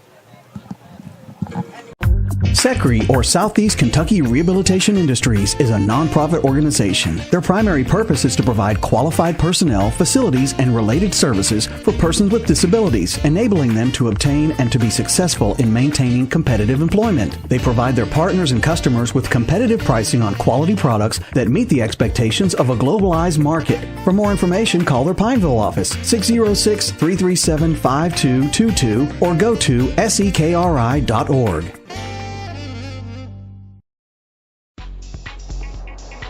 Hearthside Bank in Harlan is a proud supporter of Black Bear sports. This is Gary Henson with Hearthside Bank, wanting to wish the Harlan County Black Bears a fantastic season. Go Black Bears. Hearthside Bank, with 2 Harlan locations, Village Center Mall and Cumberland Avenue downtown. Member FDIC. Welcome back to Harlan County High School. Harlan County coming out of the timeout. Hand off to Jordan. He's trying to bounce to the outside, and he gets brought down. Good job right there by number 17, Gage Logan of Hazard, to catch up to Jordan. That's going to be a tackle for a loss of about 1. Going to bring up 2nd and 11. Thought Jordan was going to be able to hit that B spin move again. He hit the B button last week and put a spin on some people, and I was like, oh, my goodness. But he was able to catch him from behind. And it's going to be now 2nd and 11 from about the 31-yard line.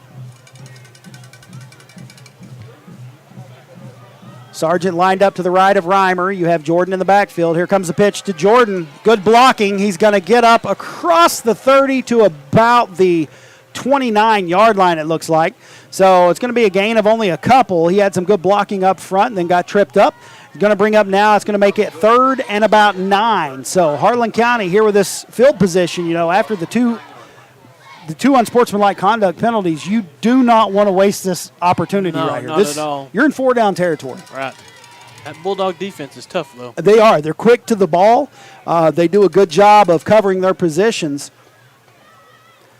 Same formation for Harlan County, 2 men to the right. You got Reimer back with Sargent to the left now. Looks like this is going to be a passing play. He's got someone across the middle, but it is intercepted by Hazard, and that was number 54, Ryan Dean. He was one of their big defensive headhunters last year. He just kind of slips underneath and picks that pass off, and Hazard now, after losing that crazy field position with the interception, they now have something cooking of their own from the 35-yard line. It's going to be a good game tonight. Yeah, there's a lot of emotions, a lot of stuff going back and forth right now. A couple scores to pass along to you at halftime. Harlan 8, Eastridge 8. 9:25 left in the first quarter. Bell County 8, Knox Central 0. 10:20 left in the first. Frankfort 7, Lynn Camp 0, and 6:11 left in the first. Corbin 7, Whitley County 0. That's another score I want to keep my eye on, as Harlan County will be heading to Whitley County next week. But right now, I want to keep my focus on this game as we are 6:42 into the first. No score yet. Pelfrey back in the shotgun formation. Hands off to Max Johnson, and he's going to be swarmed by the Harlan County defense. Josh Sargent, Carter Howard, and I believe that was Jacob Shoemaker, all there quickly to stop him from having any room to get anywhere. They tried to take it up the middle, and they did a good job swarming to the ball right there. Going to have to control this line of scrimmage. That's what we want from the Black Bears. So it's going to be a yard loss on the carry. It's almost like we're having identical possessions. Here's another handoff. He gets some room there. Finally taken down in the secondary there. Jonah Swanner, Luke Kelly there on the tackle, but Max Johnson takes it up to about the 46-yard line. That'll be a first down now for the Bulldogs. And one thing about Hazard, they are lining up quickly to get the ball moving. And the chains are now getting set, and they are already back in a formation. They're ready. Same formation. 2 men to the left, 2 men to the right. Johnson in the backfield. Pelfrey looking to throw. He's going deep, and he's got a man, and there's some pressure. Good defense right there. Good coverage by Spurlock over there on that side. And the ball was overthrown a wee bit, but that was a good job staying right with the man. And it's going to be now 2nd and 10. I kind of like that play call from Hazard as well. You know, right there, you got your first down right here. Let's just go for a deep one off the bat right here and see if we can get something going. So not a bad play call by them, but I'm telling you what, both of these teams are just it's going to be a good football game. It is. It already is. 3 men to the right now as Pelfrey's now rolling out to the right after the snap. He's looking downfield. He's got a man, and he hits him. That is number 14, Hank Pelfrey. It wasn't a bad job by Harlan County there on defense. He just kind of ran out with a slant pattern, caught it, and that's going to move the ball all the way down to about the, looks like they're on about the 27-yard line. So now Hazard knocking on the door, 1st and 10, deep in Harlan County territory.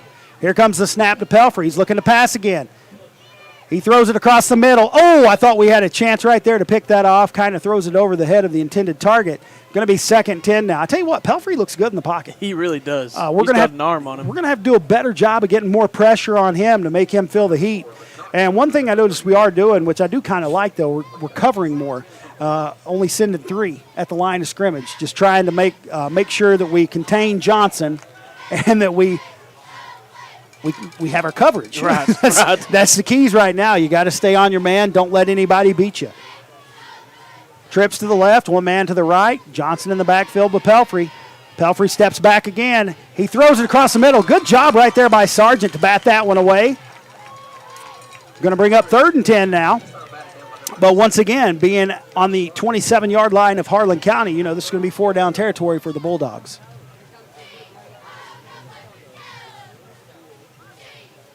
It's a good game, Michael. I know I keep saying that, but I'm telling you, it's just neither team is giving back and forth. No, it's both of them are bending, but neither want to break. Right. That's what's happening right now. Here comes the ball. He's going to hand it back off to Johnson.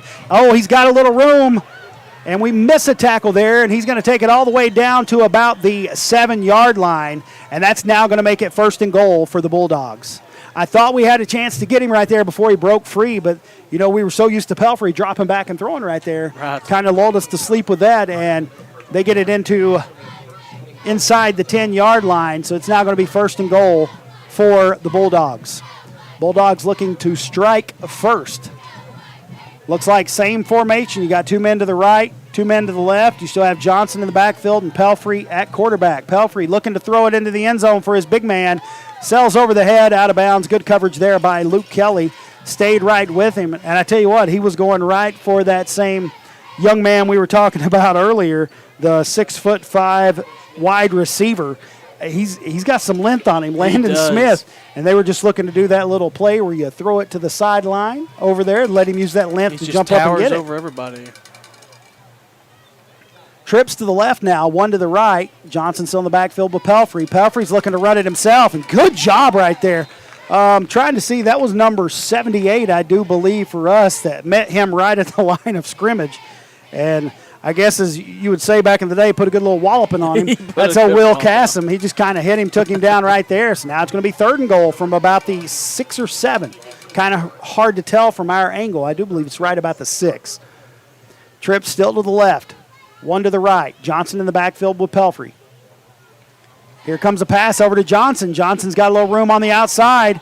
There was a hold there, and they are going to call it as one of the receivers was holding. You could tell Luke Kelly was trying to break free to contain Johnson on the outside, so that's going to back them up. And it was a good job by Kelly right there to sell that, showing that he was being held, kind of falling back. But, he did have a hold of some jersey there, so Johnson was going to be taking that one into the end zone, but we got a hold there against the offense, so that's going to back Hazard up 10 yards from the spot of the foul. And it looked like it happened right around the 2-yard line, so they should have this one right. Yep, I'm right about the 12-yard line. So now it's 3rd and goal from the 12. And while it's a moral victory, you got to be careful because this team is so speedy. If you give them more room, sometimes it can hurt you with their speed. So we're going to have to watch them right here and do our best to contain them. Definitely 4-down territory, 3rd and goal. Lots of flags tonight already.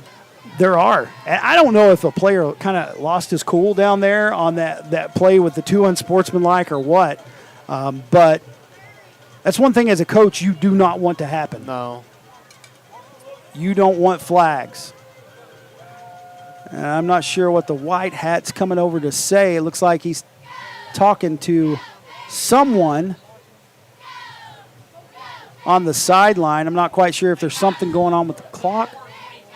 I think they're telling them to put 4:22 back on the clock. It's 3rd, like I said, 3rd and goal from the 12. They're telling them to put 4:22 back on the clock. So still 0-0 here in the first quarter. Couldn't tell. It's really hard to see the signals from up here, especially when they're holding up fingers. Yeah. Like, I can barely see numbers. You expect me to see your hand when you're holding it up? So Hazard back out, trips to the right. Johnson to his left. Looks like it's going to be a handoff to Johnson. He's going to try to take it right up the middle. Good job by Harlan County snuffing that out. He's going to take it down to about the 5-yard line, but Howard and company kind of jumped on him and was not going to let him get to that end zone right there. Looks like they're going to mark him down right about the 6-yard line, so it's now 4th and goal from the 6. Now, I'm telling you what, they may try a kick right here. Right. They have a young lady that is a place kicker for them, and she was pretty good at place kicking last year, and I saw her out here kicking this year. She's not a bad kicker, but we will see what they're planning on doing here. Her name is Mia Rouse, and she's got a good little leg, but it looks like they're going to go for the throat right here. They want to go ahead and try to punch it into the end zone because either way, you're either going to hold Harlan County to horrible field position or you're going to put points on the board. That's right. This is where your defense has to buckle down. It looks like you got 1 man wide to the right. You have 3 men in the backfield right now with Pelfrey going under center. And he fakes a handoff. He's looking to throw it to the end zone, but he's being pursued. He has to get rid of it quickly, and the ball sails out of bounds. Turnover on downs now. Good job right there by Harlan County. It looks like Pelfrey maybe wanted to roughen the passer throw right there as he was being pursued, but it didn't happen, so it's going to be Harlan County ball now, but we start deep in our own territory. So now is where protecting the football becomes a priority. That's right. This is when you really rely on that line. This has been one of those games where there's not really been many breaks because there's not been a touchdown yet. There's not been a score of any kind yet. It's just been turnover of possession. Right. Both teams just they're playing good football right now. Defenses are stepping up and holding. Like I said, you can bend, but you can't break, and that's one thing we got to do here this evening.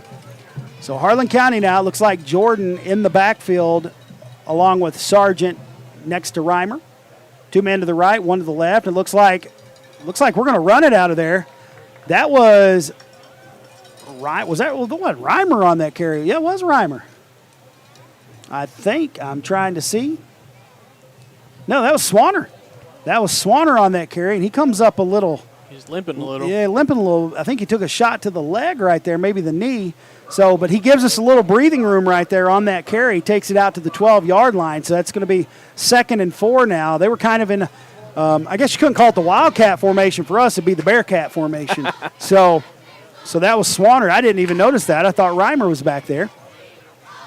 Now Reimer's back there, and he has a man to his right, which is Sargent. You got Jordan behind him. Hand off to Jordan. I tell you what, the defense right there of Hazard is doing a good job of getting to the backfield quickly. They're trying to do kind of what we're trying to do to Johnson, which is contain them before you break free. And that was number 10 right there for Hazard, Memphis Blankenship on that tackle. Jordan's still able to get about 3 yards on that, so it's going to be 3rd and about 2. Anxious to see what we do here. We got a man going wide to the left. You got 2 men going wide to the right. Same formation in the backfield. Reimer gets snapped short. He loses it, drops it off. He hands it off to Sargent, it looks like. But before anything could happen there, Hazard was just all over that play.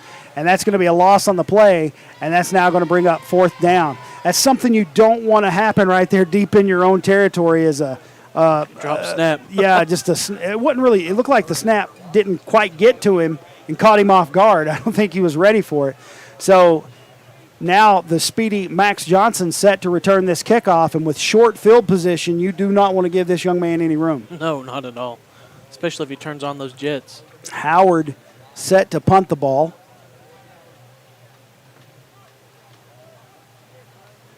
You want to do your best to angle this away from him. He's going to kick it, and he's kicking it right toward the sideline to keep it away from Johnson. And it takes a Harlan County roll. That's a good Harlan County roll all the way down to about the 47-yard line of Hazard. So that was a good kick right there by really good kick. Carter Howard. He did a good job of angling it, keeping it away from Johnson. And it's going to be Hazard football, 1st and 10 from their own 47-yard line. Tell you what, this is a good game, Michael. It's been a great game. It's a lot different from the feel of last week. There were a lot of quick scores last week off plays, not really sustained drives. And both teams right now having a hard time keeping their offense on the field. That's right. They're checking out Swanner down there. Sure hope nothing serious there. Think he took a hit to that knee. He's a young man you don't want to lose. He's football, basketball, and baseball. He's everything. Low snap. They hand it off to Johnson. He's quickly swallowed up by the Black Bear front. Good job right there from Big 76 and Big 79. That's none other than Jacob Shoemaker and Connor Blevins in there. I tell you what, and that's one thing Hazard makes you pay for too. If you have a low snap and you have to readjust, their line was on us quick and we were on them quick right there in the flip side. Somehow he's still able to gain a couple out of that. It's going to bring up 2nd and 8. Fake handoff to Johnson. They pitch it over here on the right side or left side to Pelfrey. That's a Pelfrey to Pelfrey throw right there. And he takes it all the way across midfield to about the 45-yard line of Harlan County. And that's now going to bring up 3rd and about 2. So Harlan County looking to hold right here. Couple of scores to pass along to you. Into the first quarter, Corbin 14, Whitley County 0. 5:27 left in the first. Leslie County and Clay County tied at 7. Trips to the right. Johnson to his right. Pelfrey in the backfield. He's looking to throw it, and he throws, and that is number 14, Pelfrey, with the catch. Harlan County quick to get there. He's going to have plenty enough for the first down. Takes it all the way down to about the 35, 34-yard line. So it'll be 1st and 10 now for the Bulldogs. That was a good little design play right there from the Bulldogs with trips on the right. They just had Pelfrey kind of pop back, and the quarterback, Pelfrey, hit him with a pass, and the other wide receivers were blocking downfield. So pretty good little play right there. It's going to be 1st and 10, and we have another flag now on the field. Looks like they're talking to Harlan County this time, so it may be an unsportsmanlike against Harlan County. We'll wait and see what they call. The clock is still running, but they're blowing the whistle. I don't know what's going on. It was unsportsmanlike against Harlan County. So now you had 2 against Hazard earlier. Now you got 1 against Harlan County. And this is one of those situations I said, you can't let your emotions get the best of you. You're going to have to come out here and just play hard-nosed football, because now what we run into, we're going to be moving the ball 15 yards further down the field, and now Hazard will have it. 1st and 10 from looking like where the ball's marked now. If it's at the 33, if you're taking it 15 yards down the field, they're going to be at about the 18-yard line, That's so great. inside the red zone. That's a great position. But just like that, we're at the end of the first quarter, so we'll take you back to station for a quick commercial break. 0-0 is our score on 105.1 WTUK.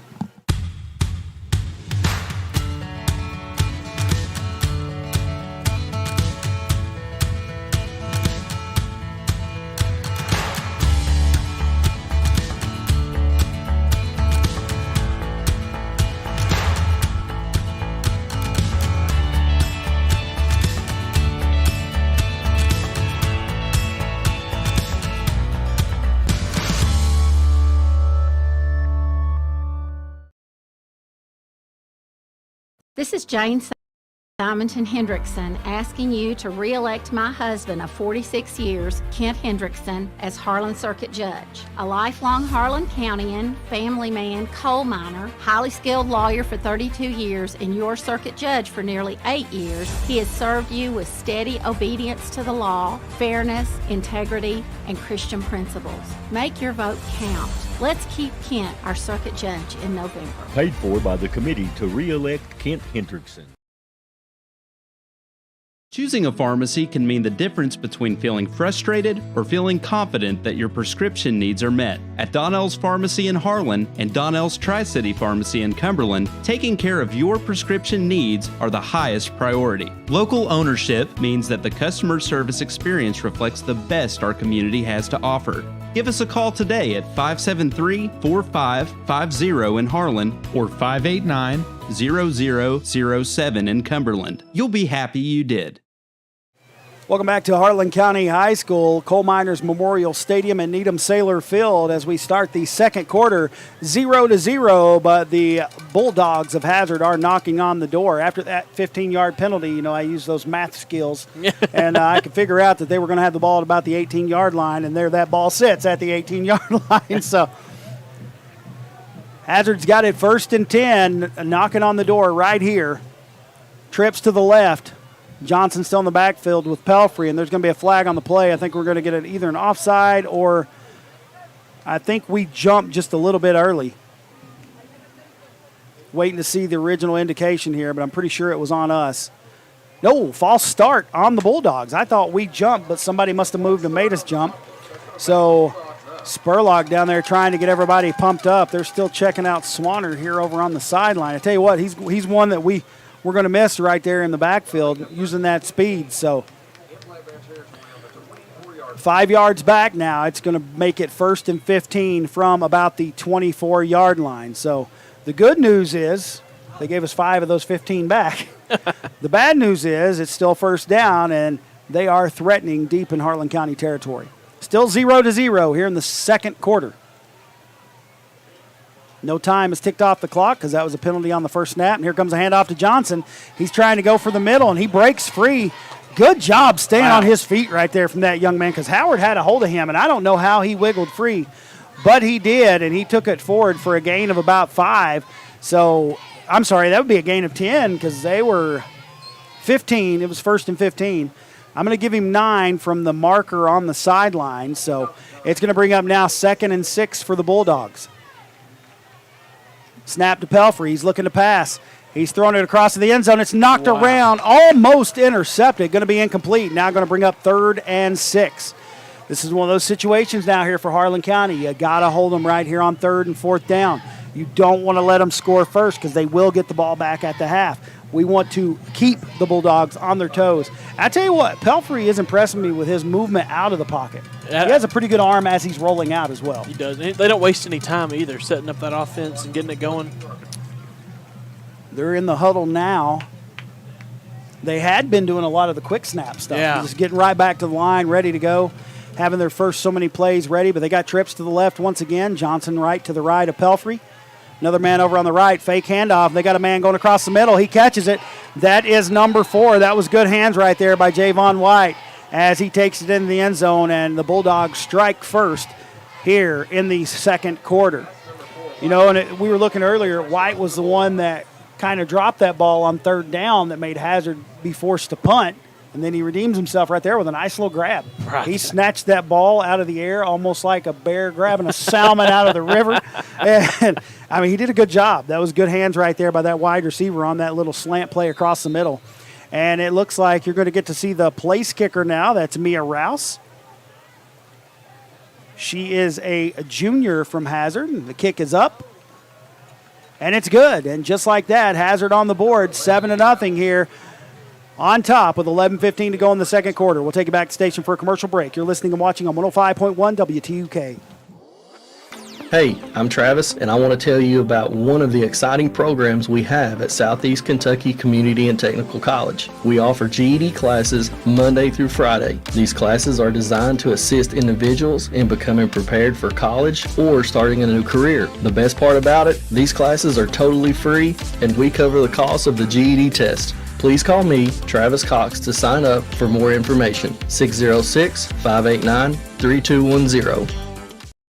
Harlan County Community Action Agency Transportation Department, located at 319 Camden Street, provides transportation for citizens of Harlan County for medical appointments, jobs, veterans, public transportation, education, and inner-city Greyhound bus connections. Harlan County CAA has both ambulatory and wheelchair accessible buses to fit all of our clients' transportation needs. If you need a ride or further information, Welcome back to Harlan County High School. Hazard strikes first. They're on the board. It's now 7-0 with 11:15 to go here in the second quarter.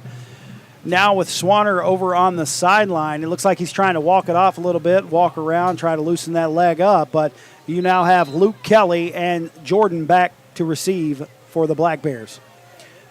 Luke Kelly's going to run up and get it on the run, trying to avoid some tacklers. He's going to take it all the way back up to the 40-yard line. That's a pretty good little return right there from Kelly, the freshman. It was a great run. And he's probably going to beat me because I just called him a freshman. I'm pretty sure he's a sophomore. Yeah, I'm about positive Luke's going to beat me for that one because he's definitely a sophomore. But that was a good little kickoff return. They're going to mark it right at about the 40-yard line. It's going to be 1st and 10 now for the Black Bears from here. I want to see our offense get going here. We've not looked the best tonight. Yeah, we've been a little shaky. On the one drive that we had going, that was a pretty good drive. A little snap kind of messed us up there. But I want to see if we can get something going right here. I know these Black Bears are very capable of it, and I want to see what they can do. Still in the huddle are the Black Bears, trying to make sure they have the right play in. 21 Reimer coming out wide to the left. Looks like you got Kelly and Carter over on the right. And it looks like Harlan County is going to call a timeout here. I don't know if they didn't get lined up quick enough for the coaches. Afraid they're going to get a penalty, but we have a timeout with 11:10 left here in the second quarter. Harlan County trails Hazard by a score of 7-0. We'll be back in just a moment on 105.1 WTUK. This is Harlan Circuit Judge Kent Hendrickson. I have worked hard for almost 8 years to restore stability and trust in the court, as I promised you I would. I love this community, and I will continue to work tirelessly to improve the caliber of justice in our county. Together, we can ensure that everyone having business before the Harlan Circuit Court is treated fairly and equally without exception. I ask you for your vote to re-elect me, Kent Hendrickson, your Harlan Circuit Judge in November. Paid for by the committee to re-elect Kent Hendrickson. Harlan County High School is pleased to announce the addition of several high-level mathematics classes with an in-person instructor for the current school year. Courses include advanced placement calculus, trigonometry, probability and statistics, pre-calculus, as well as physics. Dr. Kevin Harris is the instructor for these classes. Any current or new students interested should see their guidance counselor as soon as possible to take immediate advantage and enroll in these classes. Welcome back to Harlan County High School. Now Carter and Luke Kelly are on the left. It looks like a quarterback keeper here. And that looked like Jordan may have took that direct snap. Trying to make sure that was Jordan on that direct snap. takes it forward for a gain of about 3. He's going to bring up 2nd and 7 now.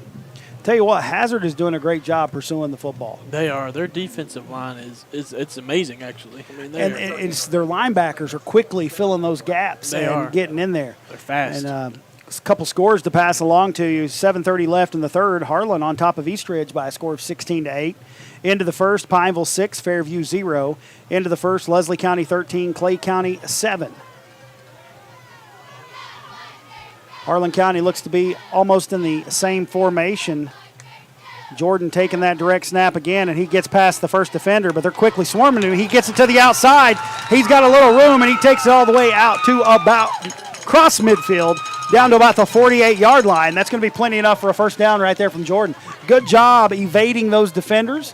He's got such good footwork. He does. Jordan does, and I think that's one thing that sets him apart, and that's one thing that sets Max Johnson apart is his footwork. They both do a great job keeping the ball moving upfield. That's it. They use sometimes you see running backs that try to be elusive and run backwards. You'll see that sometimes, and they'll try to make something happen, and they lose yards. Those two players make sure whatever moves they're doing, they're moving forward. That ball's moving forward, right. So it'll be 1st and 10 now for Harlan County on the 48-yard line of Hazard. One line to the left, one line to the right. Another direct snap coming to Jordan. They're just running this, like I said, Bearcat formation. And right there, he picked up another chunk of yards, about 3 or 4 on that play. It's going to make it 2nd and manageable, 2nd and about 7 or 6. It's interesting how Harlan County's mixing it up here a little bit. Yeah, I know it is. It's very interesting to see these new plays they have.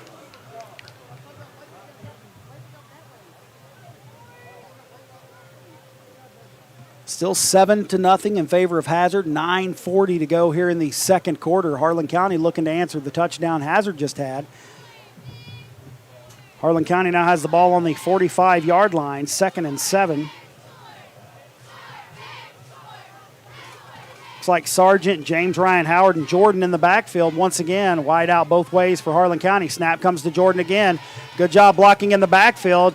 Jordan trying to use a little speed to get to the outside. Quickly pursued by Max Johnston, the other speedster we just talked about. And he's ran down with a gain of about 1 there.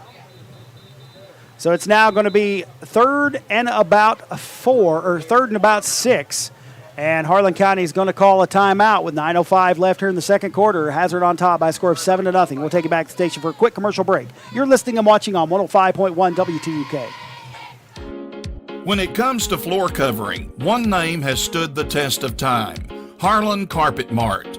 Harlan Carpet Mart continues to offer all types of floor covering, including residential and commercial, with professional installation and always free estimates. Located on US 119 at Baxter, open 8 to 5 Monday through Friday. Call today for your floor covering needs. 573-2563 or 573-3027. When feeding your family, you always want quality foods at a price you can afford. At Don Super Saver, you will always find just that. Don Super Saver takes pride in being always fresh, always friendly. Check out the specials at Don's Super Saver. New York strip steak, $6.99 a pound. Tree ripened red or black plums, $1.98 a pound. Campbell's pork and beans, 2 for $1. And in the deli, Kobe Longhorn cheese, $4.99 a pound. Price is valid through August 30th. Snap comes to Reimer. He hands off. I believe I did not see who that was right there. So Reimer back in the shotgun formation. Nice little chunk of yards there. Looked like James Ryan Howard on that carry.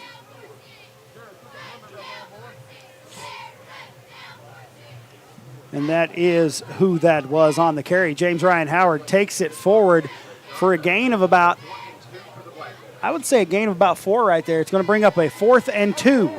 So big play right here in the second quarter. Harlan County going to be going for it on 4th and 2. Reimer back in the shotgun. Sargent to his right. James Ryan Howard behind him. Handoff comes to James Ryan Howard. And he's going to go forward, and he's going to take it across the first down line. He's got plenty enough. Maybe a gain of about 3 or 4 right there on that one, I'd say. And it's going to be 1st and 10 now for the Black Bears. Just nothing fancy right there. Just get punching it right through the middle. Get your lead blockers up in front. Because one thing I've noticed with this Hazard team, they do a great job with containment. They do. They do a great job trying to keep you from hitting those outside edges. So just like that, it will be 1st and 10 for Harlan County from about the 36-yard line. Looks like the referees are calling things off right now. I think they're trying to tell them to run the clock. And I think the clock had been running, but the problem is something's been going on with our clock system where it'll skip 3 to 5 seconds sometimes. Oh, wow. And it's running on the board, but it's not running up there. That's what you're having happen sometimes, and I don't know if the referees know that. It's been an issue that we've been dealing with for quite some time up here with the junior high games. As when I was telling you about Hobie was going to wave his arm off one game. He thought the clock wasn't running, and it was. So they said to set it to 8:01, and they now got it running.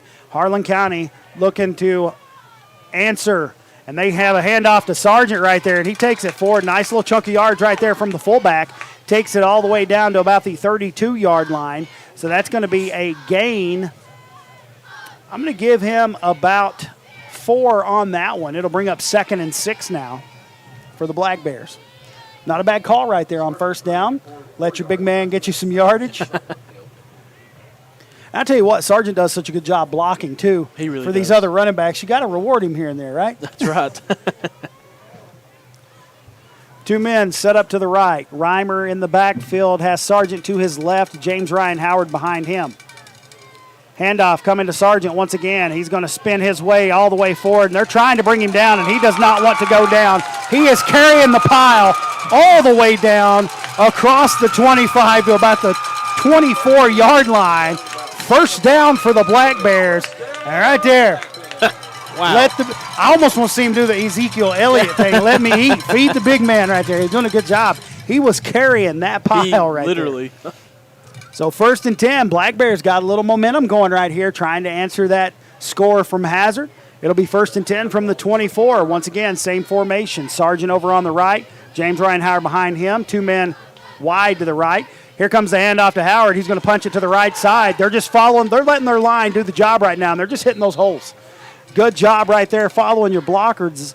I can't even talk. Following your blockers as James Ryan Howard's going to take it across the 20 down to about the 18. So good chunk of yards right there on 1st down. It brings up 2nd and 4 now. Harlan County now inside that red zone, looking to get on the board right here. It's been a defensive battle so far.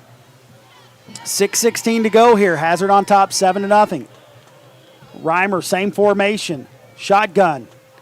Here comes the handoff to Howard again. Someone gets a hold of him rather quickly in the backfield. That looked like number 10 for Hazard. That was Memphis Blankenship.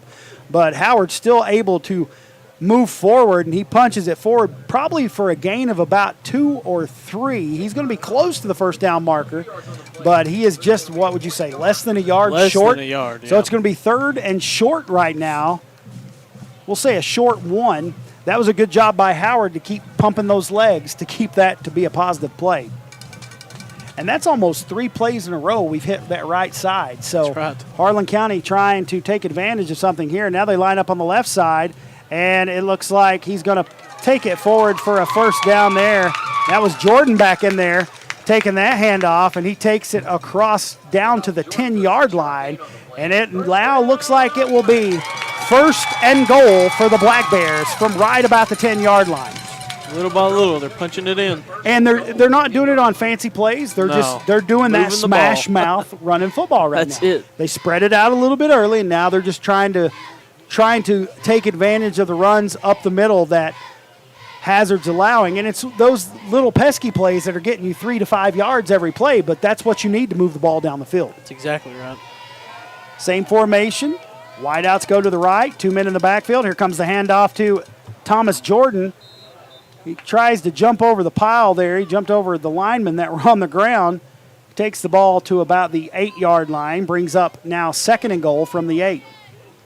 Gain of a couple right there. Harlan County trying to punch this one in here with 4:36 left here in the first half. In the second quarter, Hazard on top, 7-0. And I know those of you watching at home are wondering why I keep talking about the time and the score, but we have folks listening on the radio as well, and I want to try to keep them up to date on the score. Been not much to talk about on the score so far. Just one touchdown on the game so far. Here comes the handoff. It's going to Sargent. He's going to take it up across the 5-yard line, and he's going to be taken down about the 5. So it's going to be now 3rd and goal from the 5. That's going to be a 3rd and goal at the 5-yard line for your Black Bears. Not a bad little pickup right there from the fullback. Reimer now heads back to the huddle after talking to the coaches on the sideline. This is one of those opportunities we do not want to miss right here. Want to get this ball into the end zone. Got 2 men wide to the right. We got Jordan in the backfield. Sargent back there with him. They hand off to Jordan. He does a little move, punches it to the right. Beautiful. Nice little deacon into the end zone for a touchdown, Harlan County. So Harlan County does just what I said they needed to do. They answered the call right there after the hazard score. Jordan punches it into the end zone from 5 yards out. He did a great job right there with that little deke step. Oh, yes. And he had that one man to beat and did a good job. Heck of a job by our linemen as well, trying to make these holes for these boys to run down through. Just a good job all around right there, moving the ball down the field. And Harlan County answers the call. It's now 7-6, pending an extra point try. But it looks like Harlan County is going to be lining up to go for 2. Interesting call here. Do you think they're going to try to draw them off sides? Nope, they're going to hand it off to Jordan again. He's going to take it in for 2. The middle. And just like that, Harlan County takes the lead by a score of 8-7 with 3:31 to go here in the opening half. We'll take you back to the station for a quick commercial break. You're listening and watching on 105.1 WTUK.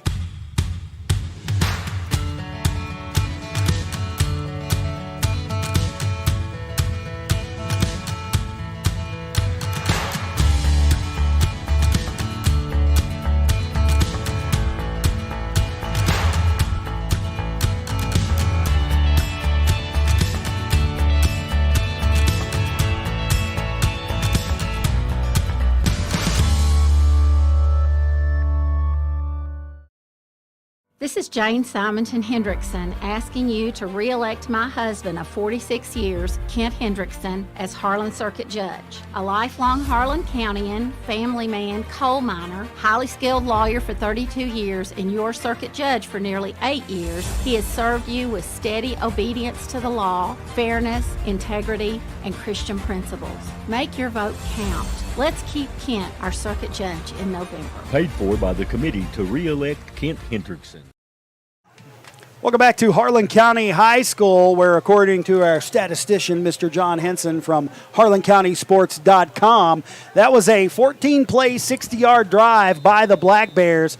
Good job by our offensive line. You know, you had our offensive line just making holes for them. Here's the kickoff now. And oh my goodness. There's a big hit right there on special teams. That was a nice job. That was number 64 for Harlan County. I didn't catch the other number. That was Isaac Downs, but, you know, it made sense. I was talking to Mr. Henson right there. I was like, wonder why we didn't kick it right there. He said, you know what? We had momentum. We were running the ball. We were doing a good job running the ball, so go ahead and try to punch it in for 2. And we did just that. And Harlan County now takes the lead 8-7 with 3:25 now remaining here in the first half. It will be hazard ball 1st and 10 from about the 37-yard line. Into the first, Middlesboro on top of Williamsburg, 7-6, 7:40 left in the second. Corbin leads Whitley 14-6. Clay County on top of Leslie County, 15-13, with 7 left in the second quarter. 2 to the right, 2 to the left. Johnson in the backfield with Pelfrey. Hands off to Johnson. He finds a hole, and he hits it, and he's off to the races. Harlan County, he's just doing those stiff arms. You're going to have to bring him down, and it looks like we're finally going to bring him down all the way down about the 12-yard line. And now we're going to get a flag. It looks like we're going to have some unsportsmanlike conduct penalties again. Good job right there by Thomas Jordan to run him down because Max Johnson was off to the races. He was gone. And I think with him coming up and signaling for the first down, they may get a unsportsmanlike for that. And I wouldn't doubt if somebody didn't say something from Harlan County side. I don't know. There were 2 flags on that play, though. So Going to be anxious to see what is said here after the officials talk it over. And, as a coach, this would be something, especially if you're Hazard's coach right now, this would infuriate you. You get a big play right there from Max Johnson right up the middle. And you boys takes it all the way down to about the 12, but they're going to call one of those flags is on Harlan County. One of those flags is on Hazard, so they're going to offset. So it'll just be 1st and 10 now for Hazard from about it looks like they marked him out. Looks like he didn't get quite as far as I thought. It looks like they're marking him out of bounds. 12 yard Okay, line. I was watching the sticks over there, but no, they're moving the ball. It's at the 12 where I thought it was going to be. It's going to be now 1st and 10 for the Bulldogs. Harlan County going to have to do a good job here trying to keep them out of the end zone because now they are threatening to score after our big momentum shift and our score. Trips to the right, and they're spread out very well. Johnson in the backfield. Pelfrey now sets, takes the snap. It's going to be a pass, and he hits his man over on the left. And he did a good job curling back, and he's going to punch his way into the end zone for 6.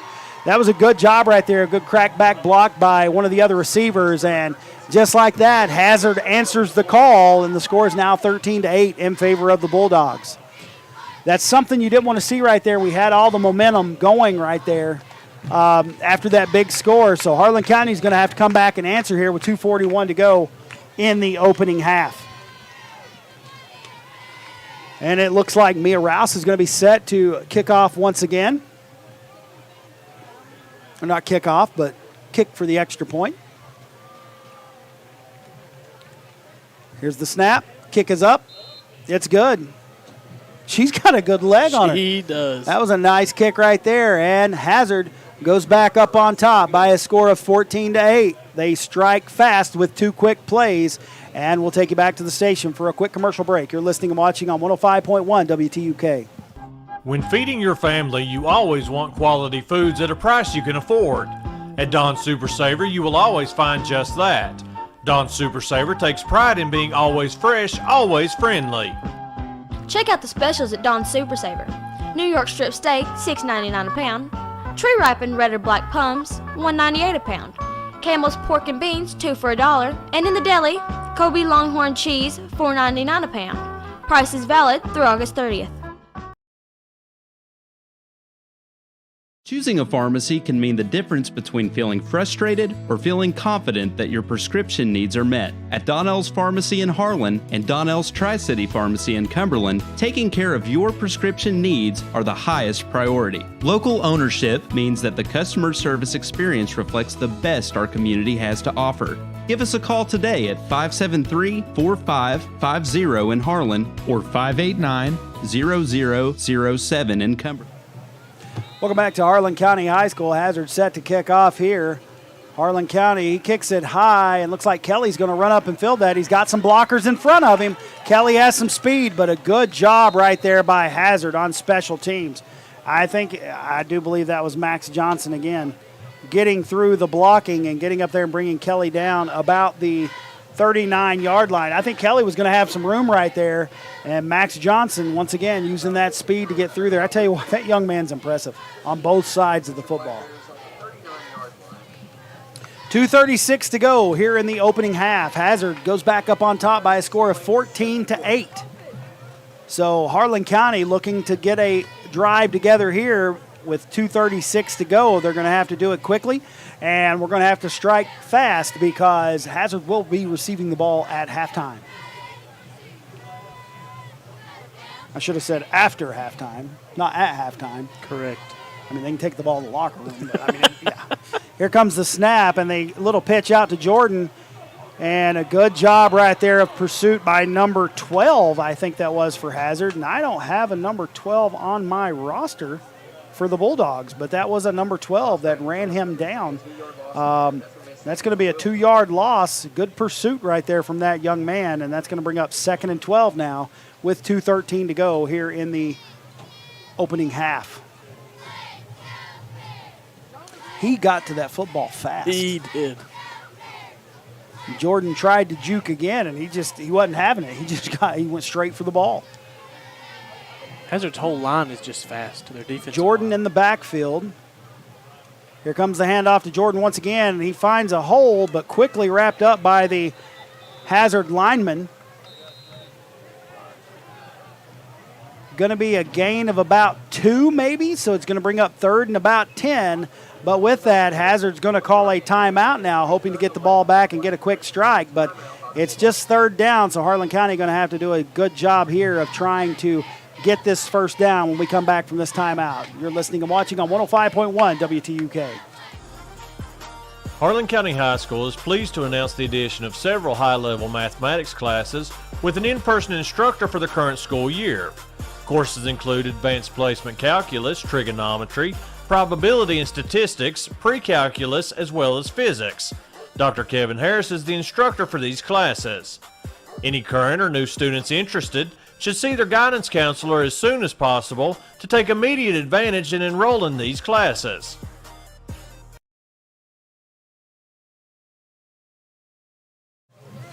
Welcome back to Harlan County High School as we're coming out of this timeout. 3rd and 10 now for the Black Bears from about the 39-yard line.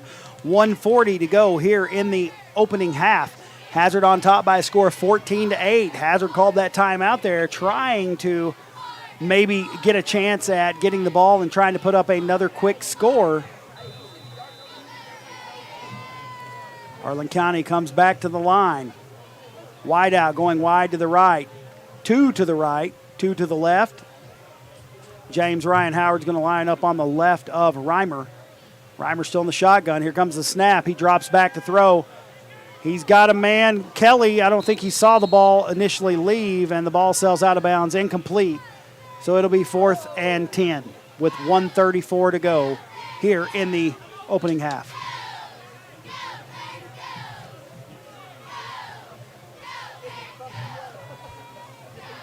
Looks like Harlan County is bringing their punting team onto the field. And, I tell you what, a big loss for Harlan County right now. Swanner early in the game. Hurt, yeah. Getting that knee hurt, it looked like a little bit. I'm hoping he's okay. I do not see him down on the sideline right now. Hoping everything's all right with that young man. Maybe they're just icing it up. So it looks like Carter back to punt again. Max Johnson back to receive the kickoff. This is a young man you do not want to kick the ball to, and it looks like they're going to call something against Harlan County right there. Maybe a false start. I'm waiting to see from the white hat. I did not see what the official said right there. I don't know. Yep, false start against Harlan County. So that'll back us up 5 more yards. So it's going to be now 4th and 15 from about the 34-yard line. And 1:34 to go here, and this is another situation where you want to keep the ball out of Max Johnson's hand. That's right. Because he does a good job on these kickoff returns, as we saw last year. You do not want to give him a chance to receive this. So they're actually sending number 14, Hank Pelfrey, back on the other side just in case they try to angle the ball away from Johnson. Here comes the kick from Carter. Does a good job, and Johnson's going to pick it up, and he stops and makes a man miss, and he's taking it to the right side. He does such a – there's a late hit out of bounds, and I knew that flag was coming right there, and I knew that was going to come. Johnson does such a good job, though, of keeping his feet. In plays where it looks like you have him, he keeps his feet, and I think I saw another flag come out there. It may have been – There's 3 flags out there. Yeah, there's a lot of flags. I know one of those is going to be a personal foul, late hit. One of those is probably going to be unsportsmanlike on Harlan County, and this is where you got to be careful. If you get 2 unsportsmanlike conduct penalties – you're out of the game. I'm pretty sure you're out for the next game as well. Oh, really? If I'm not mistaken, I'm pretty sure that is the rule. So even though you want to win this game, you want to prove something, you got to keep your head about you right here. So the officials are huddled up over there talking things over, but there were a total of 3 flags. I knew there was going to be a late hit, but it looked like another flag came as a Harlan County player was running away. So I don't know if maybe there was – maybe it could have been – unsportsmanlike. Maybe someone said something. I'm sure after a hit like that, somebody's going to do a little jawing. It was a good block by the young man. He was just already out of bounds when he made the block. Just a little late. And you can't do that. So I'm waiting to see what the officials. They're still talking things over. So we have 1:23 to go. Hazard was looking to knock on the door here as Johnson went out of bounds about the maybe about the 39-yard line. Is that where he probably went out? Yeah, about that. So waiting to see what the officials are going to call here.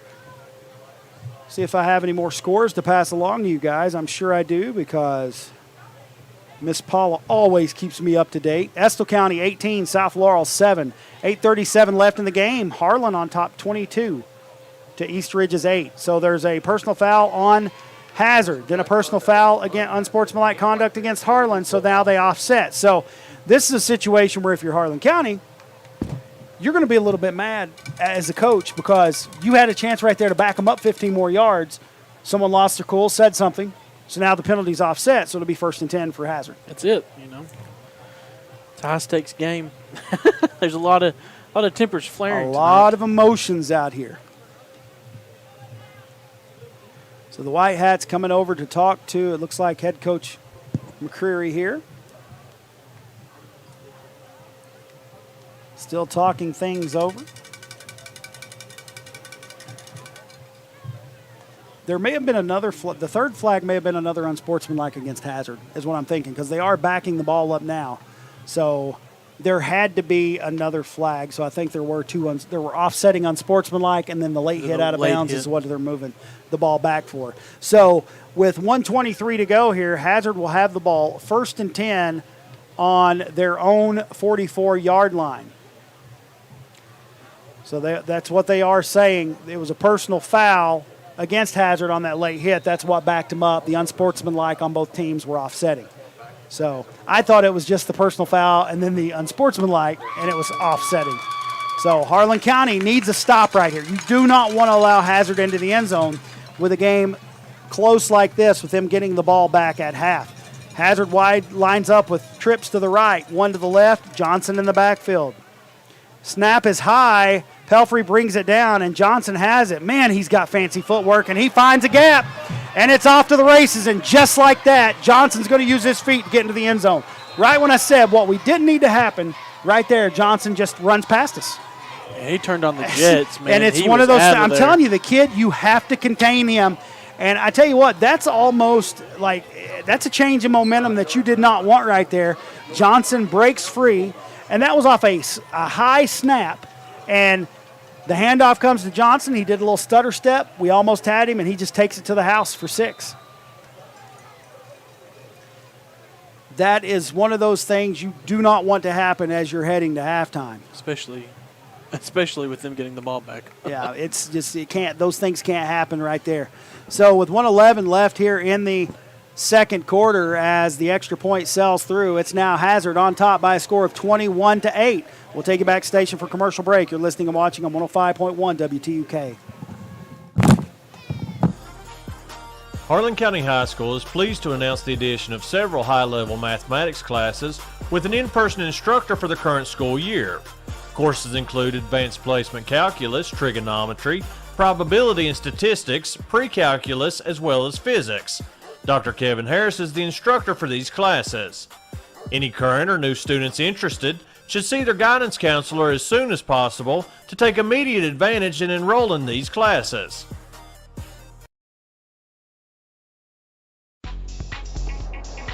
Hearthside Bank in Harlan is a proud supporter of Black Bear sports. This is Gary Henson with Hearthside Bank, wanting to wish the Harlan County Black Bears a fantastic season. Go Black Bears. Hearthside Bank, with 2 Harlan locations, Village Center Mall and Cumberland Avenue downtown. Member FDIC.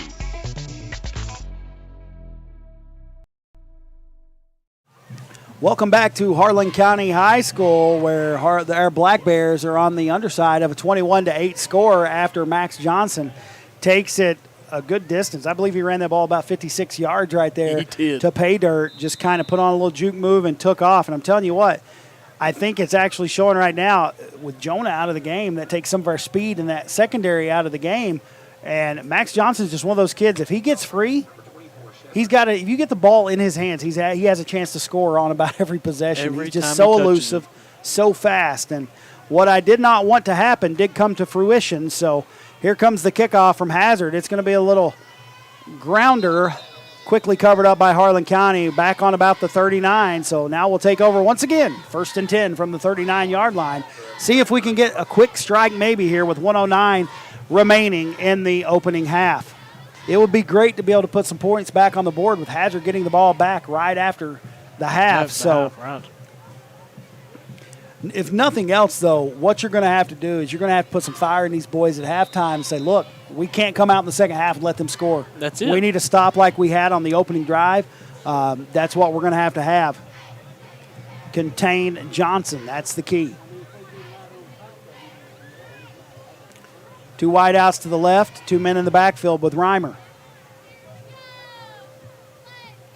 Handoff coming right there to James Ryan Howard, and he's hit right at the line of scrimmage by 2 different defenders.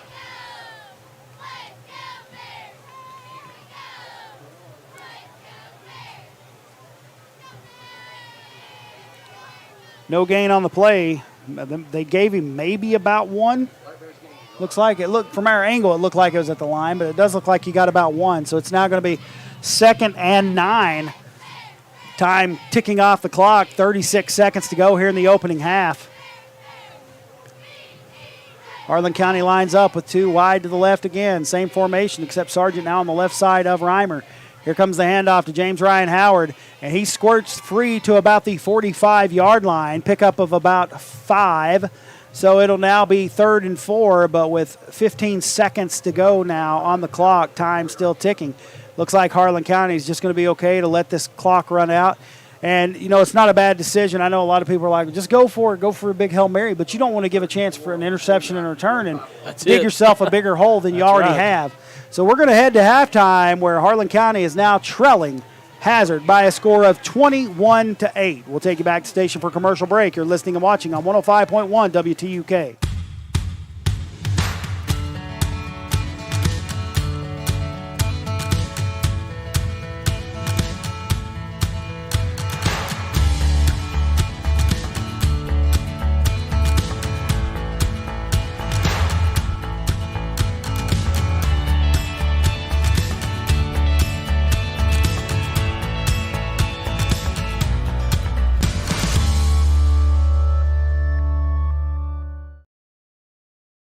This is Jane Simonton Hendrickson asking you to re-elect my husband of 46 years, Kent Hendrickson, as Harlan Circuit Judge. A lifelong Harlan Countyan, family man, coal miner, highly skilled lawyer for 32 years, and your circuit judge for nearly 8 years, he has served you with steady obedience to the law, fairness, integrity, and Christian principles. Make your vote count. Let's keep Kent our circuit judge in November. Paid for by the committee to re-elect Kent Hendrickson.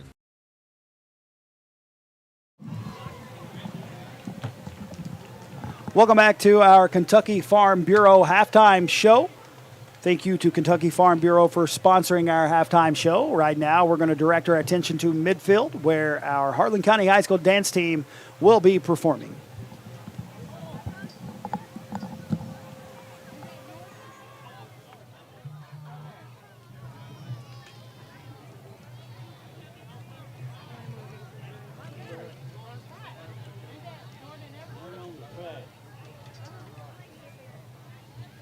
This is a sound check.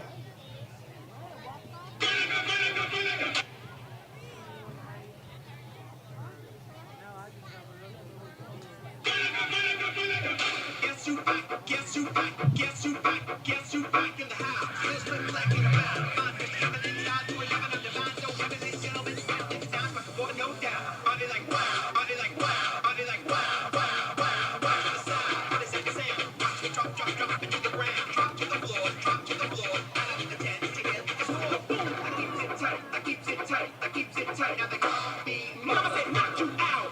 I'm gonna knock you out. Mama said knock you out. I'm gonna knock you out.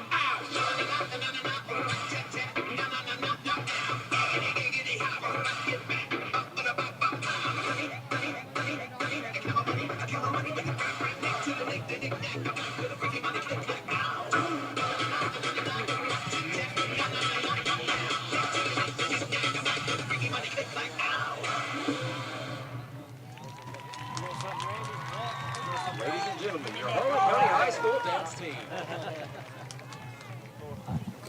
Good job right there from the Harlan County High School dance team. A couple scores to pass along to you. With 5:33 left in the game, Harlan 22, East Ridge 16, Estill County 18, South Laurel 7. Corbin 28, Whitley County 6 with 5:40 left in the second, so it looks like Corbin's starting to pull away in that one some. Middlesboro 14, Williamsburg 6 with 7:03 left in the second quarter. And last score on the Frankfort-Lingkamp game, Frankfort on top by a score of 21-0 with 10:03 left in the second quarter.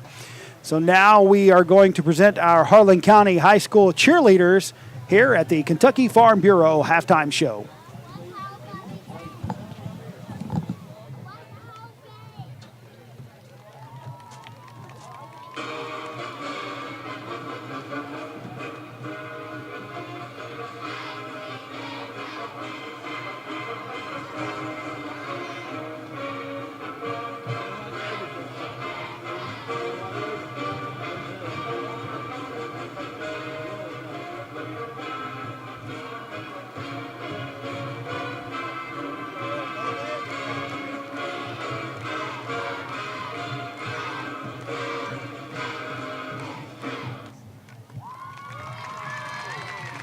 Ladies and gentlemen, your Harlan County High School cheerleaders.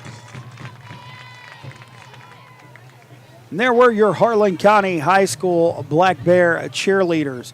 So at halftime, Hazard leads by a score of 21-8. You know, the score doesn't really indicate how close that first half really was right there.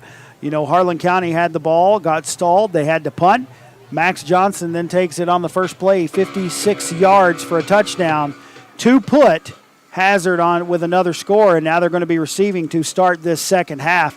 And it's one of those situations where you're going to have to figure out here at halftime a way to contain Max Johnson. That young man has ran just an excellent job running the ball tonight.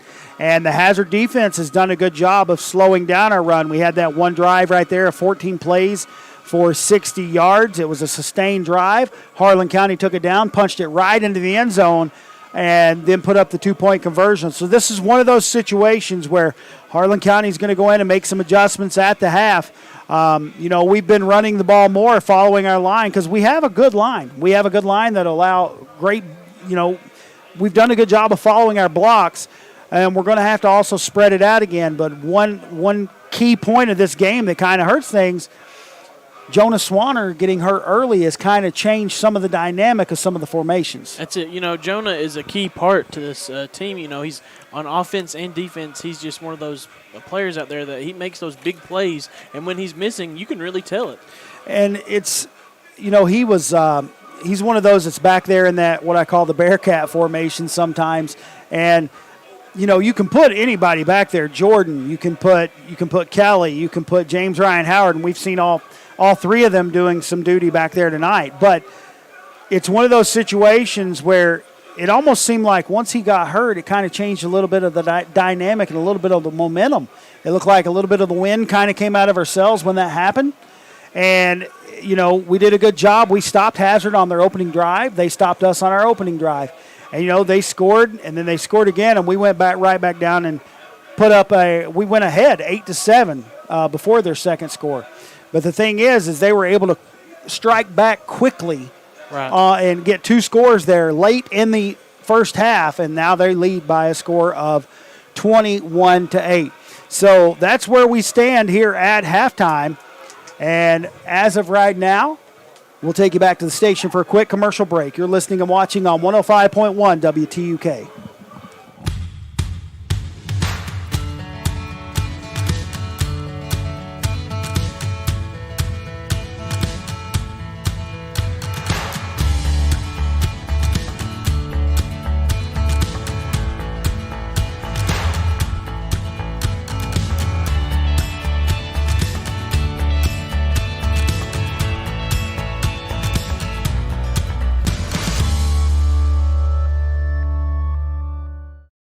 This is Jane Simonton Hendrickson asking you to re-elect my husband of 46 years, Kent Hendrickson, as Harlan Circuit Judge. A lifelong Harlan Countyan, family man, coal miner, highly skilled lawyer for 32 years, and your circuit judge for nearly 8 years, he has served you with steady obedience to the law, fairness, integrity, and Christian principles. Make your vote count. Let's keep Kent our circuit judge in November. Paid for by the committee to re-elect Kent Hendrickson.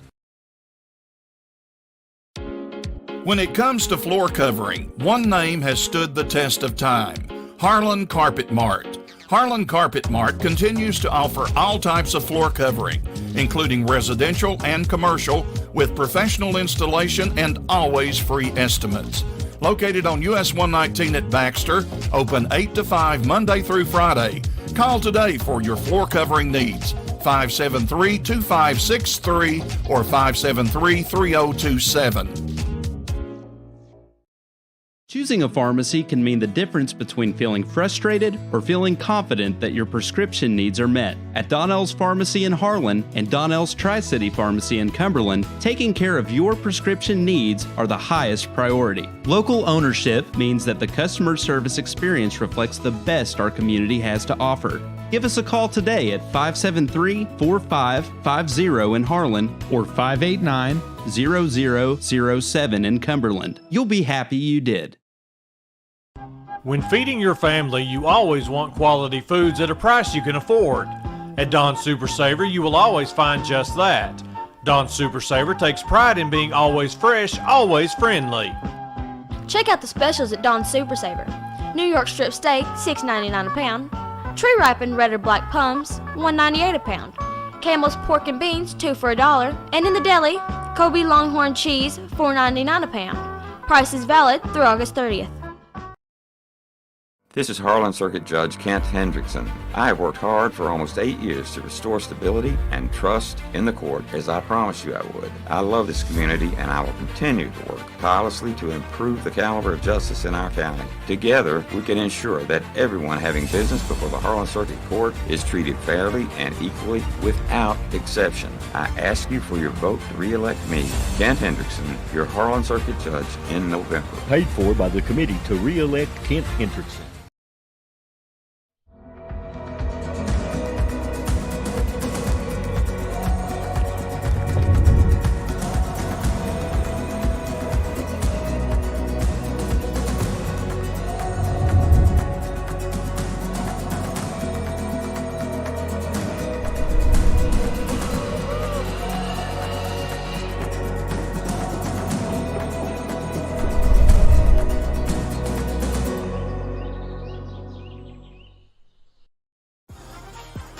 Harlan County High School is pleased to announce the addition of several high-level mathematics classes with an in-person instructor for the current school year.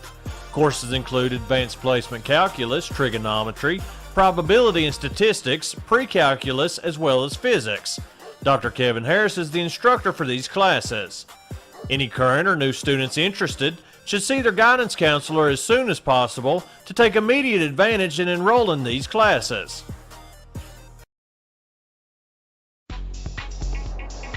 Hearthside Bank in Harlan is a proud supporter of Black Bear sports. This is Gary Henson with Hearthside Bank, wanting to wish the Harlan County Black Bears a fantastic season. Go Black Bears. Hearthside Bank, with 2 Harlan locations, Village Center Mall and Cumberland Avenue downtown. Member FDIC.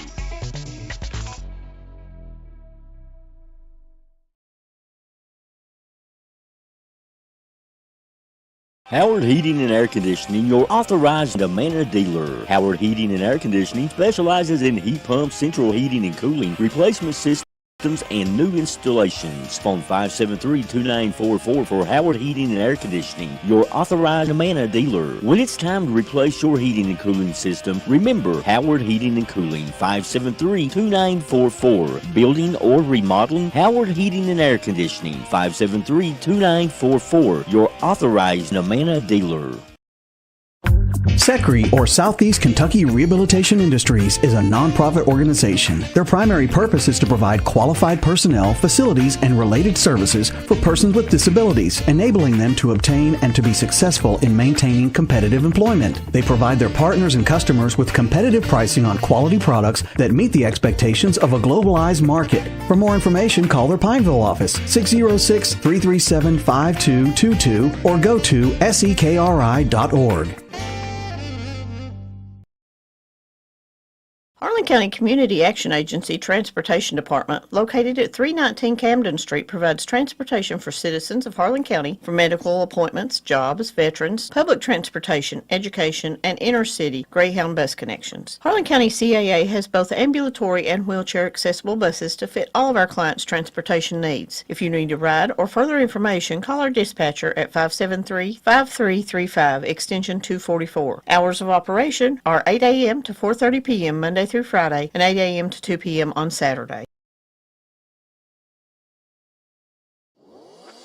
Hey, I'm Travis, and I want to tell you about one of the exciting programs we have at Southeast Kentucky Community and Technical College. We offer GED classes Monday through Friday. These classes are designed to assist individuals in becoming prepared for college or starting a new career. The best part about it, these classes are totally free, and we cover the cost of the GED test. Please call me, Travis Cox, to sign up for more information. 606-589-3210.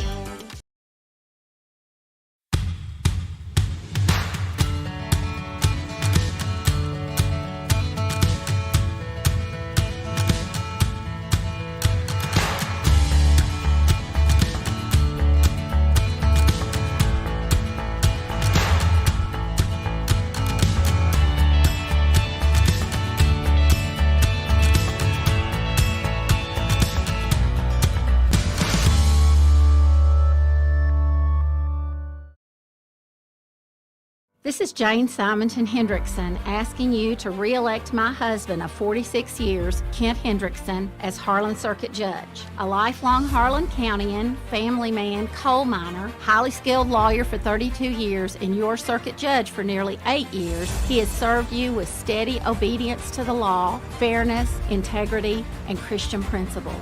Make your vote count. Let's keep Kent our circuit judge in November. Paid for by the committee to re-elect Kent Hendrickson.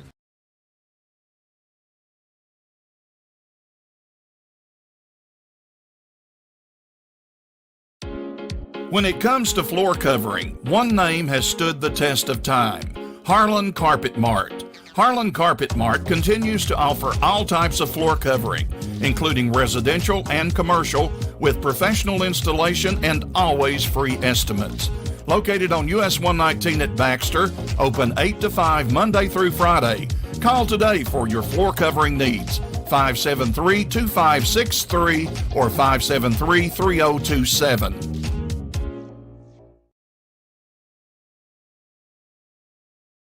Choosing a pharmacy can mean the difference between feeling frustrated or feeling confident that your prescription needs are met. At Donnell's Pharmacy in Harlan and Donnell's Tri-City Pharmacy in Cumberland, taking care of your prescription needs are the highest priority. Local ownership means that the customer service experience reflects the best our community has to offer.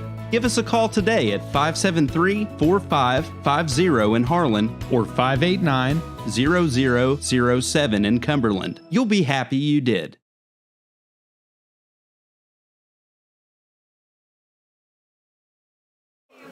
Welcome back to Harlan County High School. We're at the half. Hazard leads Harlan County by a score of 21-8. Still have a couple minutes here left at halftime. I want to give you a couple more scores. Frederick Douglass defeats Tates Creek by a score of 57-8. Pineville at halftime leads Fairview 28-0. 11:40 left in the third, and Perry Central on top of Floyd County by a score of 35-7. And thanks to Mr. John Henson, we have some stats to pass along to you from HarlanCountySports.com. In the first half, Harlan County rushed the ball 26 times for 81 yards. They were 1 of 4 passing with 1 interception for a total of 3 yards through the air. 5 first downs and 5 penalties for 60 yards. On the flip side, Hazard, 12 rushes for 170 yards. 5 of 13 through the air for 77 yards. 8 first downs, and they've had 8 penalties for 100 yards. Wow. So we've had a 8 lot of penalties. flags so far. We're even counting the offsetting penalties there because that counts. But the big story here is the 2 runs. You had those 2 runs by Max Johnson, one of them for 51 yards, one of them for 56 yards. I mean, if you take those 2 runs away, that's 107 yards off of the total of Hazard, what they have right now. They're at 170. You take that 107 away. Or I'm sorry, I said that wrong. No, I did say that right. They have 63 yards 63. on 10 carries. Wow. So it was 2 carries that really hurt us, and those 2 big plays where Johnson got out of that containment have really been the story in this game so far. Both teams have done fairly well defensively, minus those big plays. So we are almost set to get underway here in the second half, so we'll take you back for one more quick commercial break. You're listening and watching on 105.1 WTUK. This is Jane Simonton Hendrickson asking you to re-elect my husband of 46 years, Kent Hendrickson, as Harlan Circuit Judge. A lifelong Harlan Countyan, family man, coal miner, highly skilled lawyer for 32 years, and your circuit judge for nearly 8 years, he has served you with steady obedience to the law, fairness, integrity, and Christian principles. Make your vote count. Let's keep Kent our circuit judge in November. Paid for by the committee to re-elect Kent Hendrickson.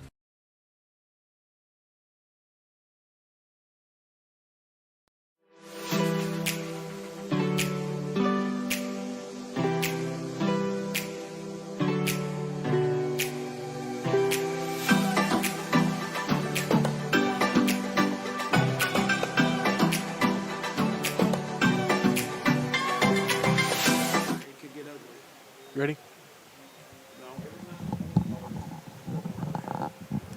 Welcome back to Harlan County High School. Second half getting ready to start as Hazard's going to be taking the field. They will receive the kickoff here to begin the second half. Michael, we were just talking during the break. This is a situation where Harlan County really needs to come out with a defensive stop right here to begin this second half. If I was them, I'd love to be a fly on the wall in that locker room while Coach McCreary there, I'd say he was giving them a mouthful.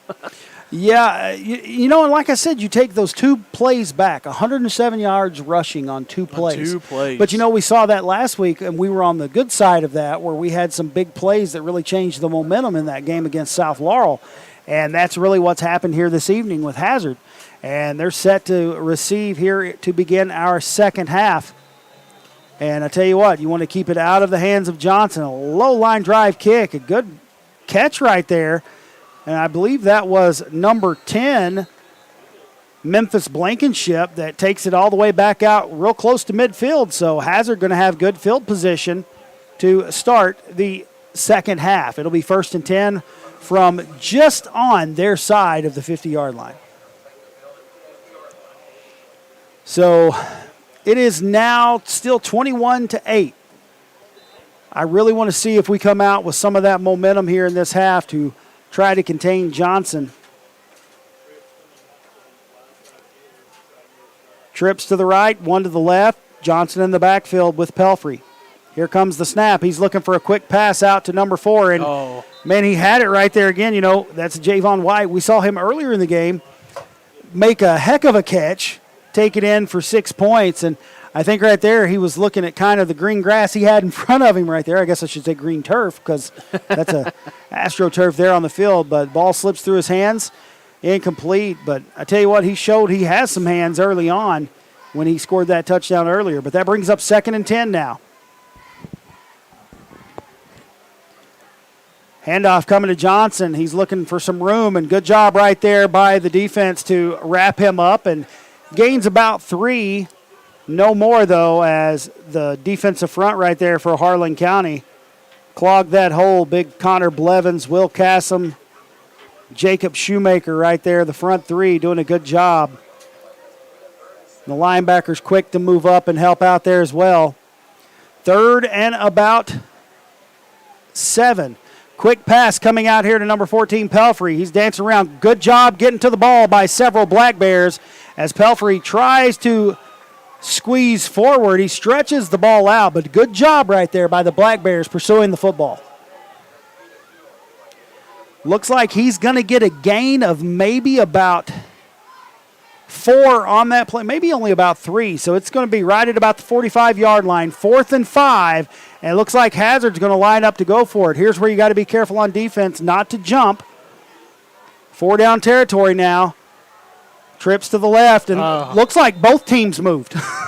So that's going to be against the offense. It'll be a false start against Hazard. That's going to back them up 5 yards. We have a final that just came into us. Harlan defeats Eastridge by a score of 22-16. So the Green Dragons go on the road and defeat Eastridge by a score of 22-16. So after that penalty, it backs the ball up 5 yards. It's now going to be 4th and 10. So anxious to see what Hazard decides to do here. They lined up to go for it. I believe they were trying to draw Harlan County offsides there because offsides would have made it a first down. But they're lining up to go for it yet again. 2 to the right, 2 to the left. Johnson still in the backfield with Pelfrey. Johnson now shifts over to take the direct snap, and he's going to punt it quickly. He's going to try to pin Harlan County deep. And that ball's rolling way down the field. It's going to roll all the way down to about the 2-yard line. That was a nice play right there on special teams for Hazard. And it's going to be between the 2 and the 3 right there as Harlan County will now take over 1st and 10 deep in their own territory. This is one of those situations you're going to have to protect the ball. Try to do your best to not let Hazard cause a turnover while you're deep in your own territory. That was a good punt right there by Johnson as well. Punt.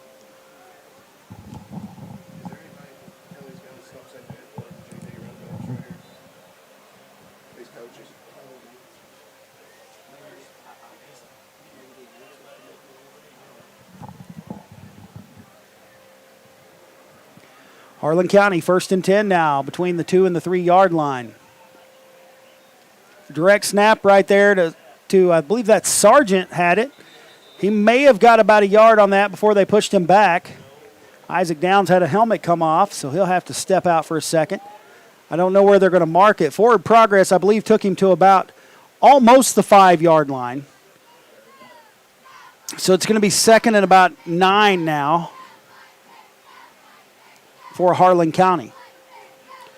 With them deep in their own territory right here, it's kind of hard to see. It's kind of hard to tell what is, because the offense is on the other side of the line. Looks like we have a direct snap there again, and Hazard quickly all over that. That's number 17, Sargent, on the carry. He may have no gain on the play right there, I don't think, and that's going to bring up now 3rd and long. You know, we're trying to run that Wildcat or Bearcat formation right now, and Hazard's reading it really well at the moment. They're just so fast. They really are. Hazard's doing a great job reading it, like you said. They're doing a good job of getting to the ball. Their linebackers are really, they're ball hawks. They're getting to the ball fast. Same Wildcat formation. You got James Ryan Howard and Sargent in the backfield. It looks like now we're going to get a timeout from Harlan County as they're going to talk things over. 3rd and 9, deep in their own territory. We'll take you back to the station for a quick commercial break. Same score, 21-8 in favor of the Bulldogs. We'll be back in just a moment on 105.1 WTUK. Harlan County High School is pleased to announce the addition of several high-level mathematics classes with an in-person instructor for the current school year. Courses include advanced placement calculus, trigonometry, probability and statistics, pre-calculus, as well as physics. Dr. Kevin Harris is the instructor for these classes. Any current or new students interested should see their guidance counselor as soon as possible to take immediate advantage and enroll in these classes.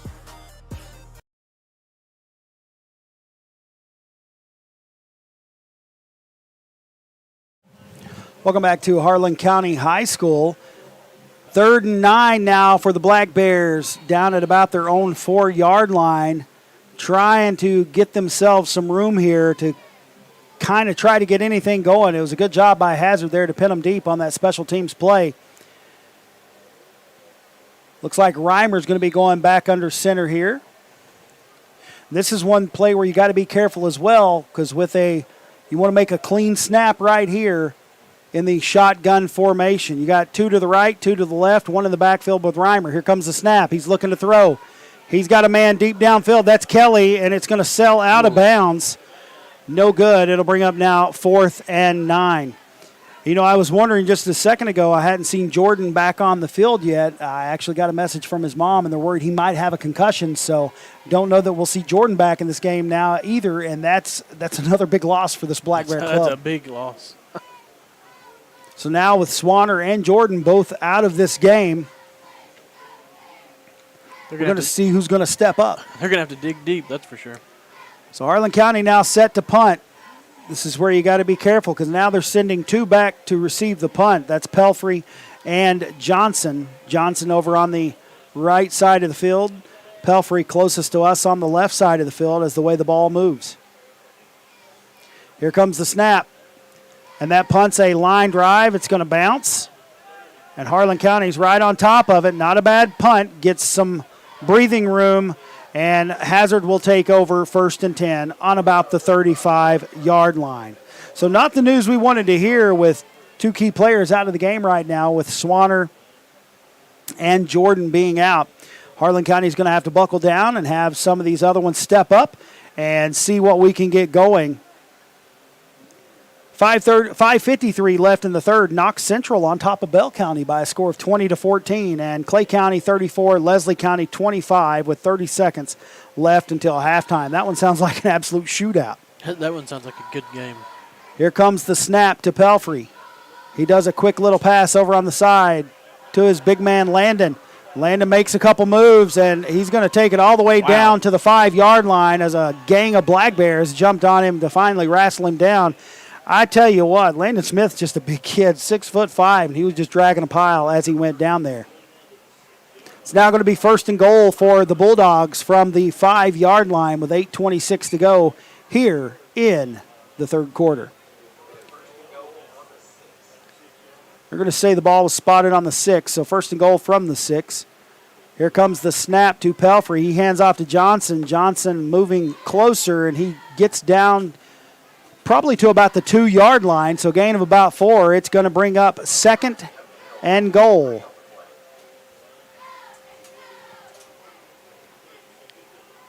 I tell you, another thing I've noticed with Max Johnson that he does very well is he stretches out when he gets hit and is always able to pick up a couple extra yards. He does an excellent job doing that. Hoping that maybe a Black Bear can catch him doing that and knock the ball out of his hands and thus recover a fumble. That's one thing we could use right now.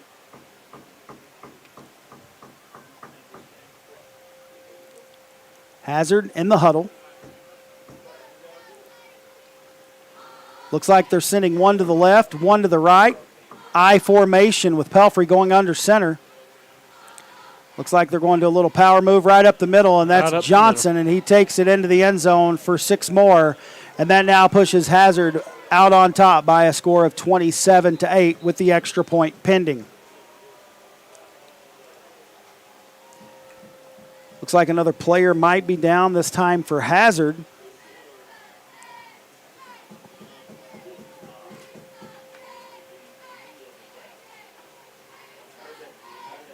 Waiting to see.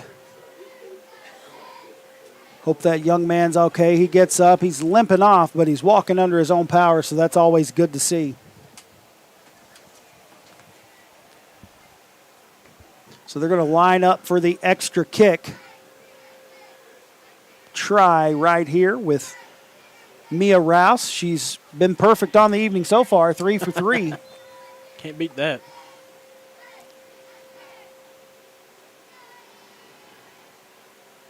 Here comes the kick, and it's blocked. Good job right there getting through the line. That was number 78, Will Cassom, breaking through to block that extra point attempt. And as it stands, Hazard on top by a score of 27-8 with 7:18 to go here in the third. We'll take you back to the station for a quick commercial break. You're listening and watching on 105.1 WTUK.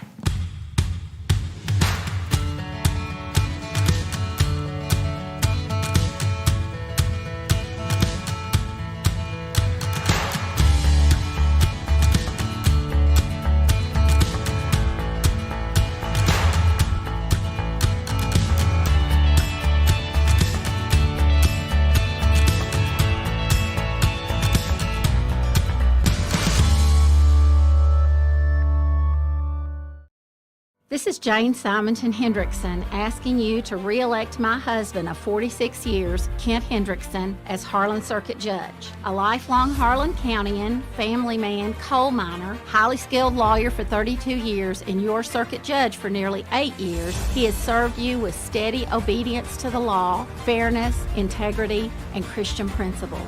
Make your vote count. Let's keep Kent our circuit judge in November. Paid for by the committee to re-elect Kent Hendrickson.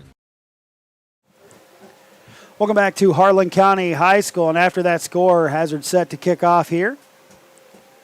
Kickoff coming deep. Looks like Luke Kelly's going to receive it again.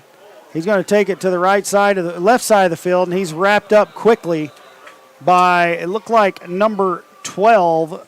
Maybe it wasn't number 12 because I don't see, it is number 12, and once again, I do not have a number 12 on my roster for Hazard, but that was a good job pursuing the football right there on special teams.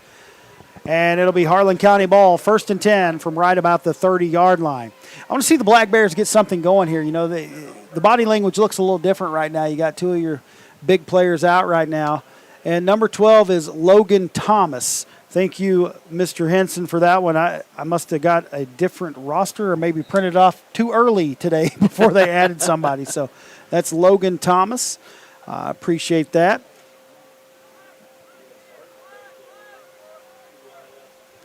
So it'll be 1st and 10 for the Black Bears. Let's see if we can get something going on offense. We got 2 to the right, 2 to the left, 1 in the backfield. Reimer looking to pass the ball. He rolls out, throws deep. He's got Kelly. It looks like they got to him a little quick, and they are going to throw a flag right there as Kelly went to catch that ball, got wrapped up a little too quickly there. And so that looks like it's going to be a pass interference call, and that'll move the chains for the Black Bears. So Harlan County realizing now they're behind by 3 scores. They're trying to make something happen. Trying to push it a little bit more, yeah. So that'll move. I'm pretty sure it's an automatic 15-yard penalty on pass interference. I do not believe they do a spot foul in high school. So that's going to move the ball out to about the 45-yard line, just on Harlan County side of the 45-yard line. So it'll be 1st and 10 for the Black Bears from about the 45. 2 going to the right once again, 2 to the left. Sargent in the backfield. Or is that Howard? I can't tell. I think that's Sargent back there. They're pursuing him. He's throwing it deep. He's got Kelly deep, but good job right there on defense. He did a great job of coming back to the ball right there. That was number 4, Javon White. Came back, intercepted that pass, and now Hazard takes over after the interception. 1st and 10 now for the Bulldogs. You know, that's one of the keys I talked about in this game, Harlan County. We had to play a clean game, no turnovers, and that's not happened. That's it. And a lot of times what happens, you end up giving up points off of these turnovers, and you got to be careful. You cannot quit playing. You want to stay in this game. So still plenty of time left in this game. 27-8, Hazard on top, 6:55 remaining. 2 to the right, 2 to the left, and they're lined up, stacked. Here comes a quick pass, and he's being pursued quickly. Good job right there by the defense to sniff that out. They tackled him for a loss.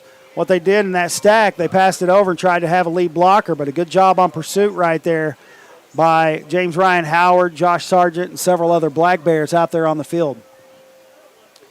5:30 left in the third. Middlesboro on top by a score of 21-14 over Williamsburg. So Middlesboro on top in that one. 2nd and about 12 now for Hazard. They line up in the same formation again. Pelfrey drops back. He's looking to throw. He's going deep for his big man. And somehow he holds on to that ball and tiptoes the line. And right there is what I talked about earlier. He used his size to hold on to that ball. Man, he just towers. And it's going to be 1st and 10 now for Hazard, right at about their own 44-yard line. Not bad coverage right there from Harlan County. He just reached out up top over everybody. Pelfrey trusts his receiver right there, Landon Smith, and he reached up and brought it in. Here comes the snap again. Pelfrey dropping back for the throw. He hits a man across the middle. It's intercepted. Went through his hands, and Sargent picks it off. He's heading to the end zone. And that's the play Harlan County needed right there to get back in this one, as that ball went right through the receiver's hands, and Sargent says, look what I found, and takes it to the end zone for a touchdown. And right there's the momentum play we needed to try to get back in this ball game. And that's one of those situations you can't really blame Pelfrey right there. No. Good throw.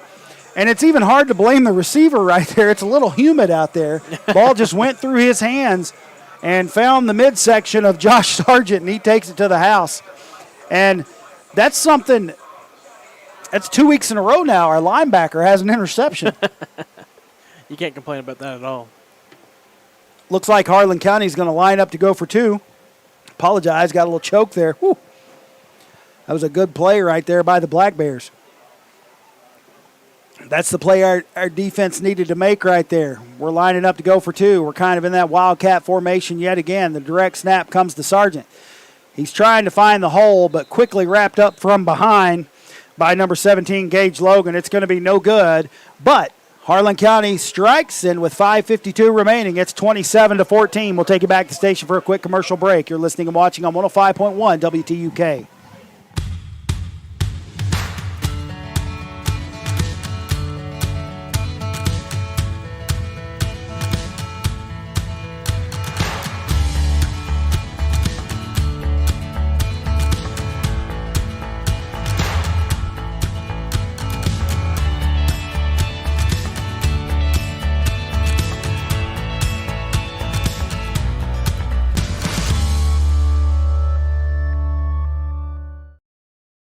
This is Jane Simonton Hendrickson asking you to re-elect my husband of 46 years, Kent Hendrickson, as Harlan Circuit Judge. A lifelong Harlan Countyan, family man, coal miner, highly skilled lawyer for 32 years, and your circuit judge for nearly 8 years, he has served you with steady obedience to the law, fairness, integrity, and Christian principles. Make your vote count.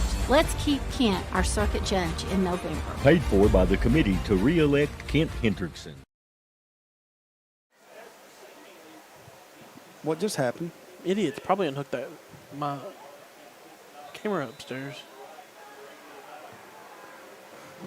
I'm turning down the volume because, can they still hear me? Yeah.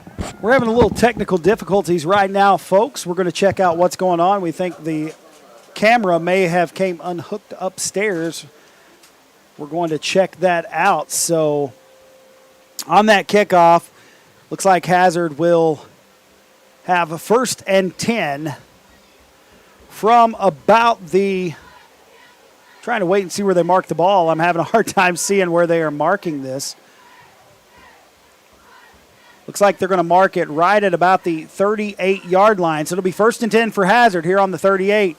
This is one of those situations where we want to see if Harlan County can make another big play on defense. Pelfrey, same formation, except they now have trips to the right, one to the left. Johnson over on the left-hand side. He hands off to Johnson. Johnson's got a little room there on that corner, and he's taken off. And there's going to be a face mask penalty there as someone tried to reach out and grab him, inadvertently grabbed a face mask, but that'll be a personal foul penalty. And so after that run by Johnson of about 12 yards, we'll tack on probably 15 more. So it'll be 1st and 10 now for Hazard in Black Bear territory.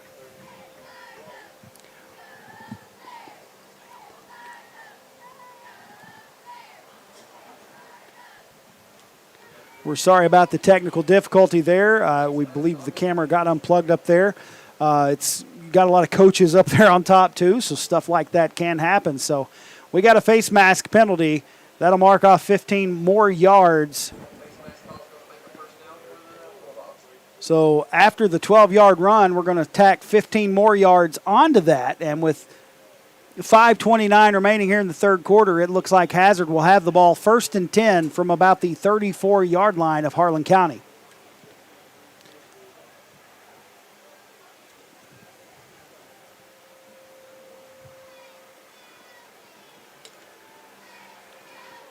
Two to the right stacked, two to the left. Johnson still in the backfield. Here comes number 14, Pelfrey, in motion. He gets the handoff from Pelfrey, but good job right there by Kelly. sniffing it out, but he shakes Kelly off, but he slowed down just enough. Another Black Bear comes in there from behind. Didn't see who that was, made that tackle, but good job there to stay on the ball. Thought Kelly had him for a loss right there. Somehow Pelfrey shook free, and they make about a 3-yard gain out of that, so it's going to be second and about 7 now. 5 minutes left here in the third quarter.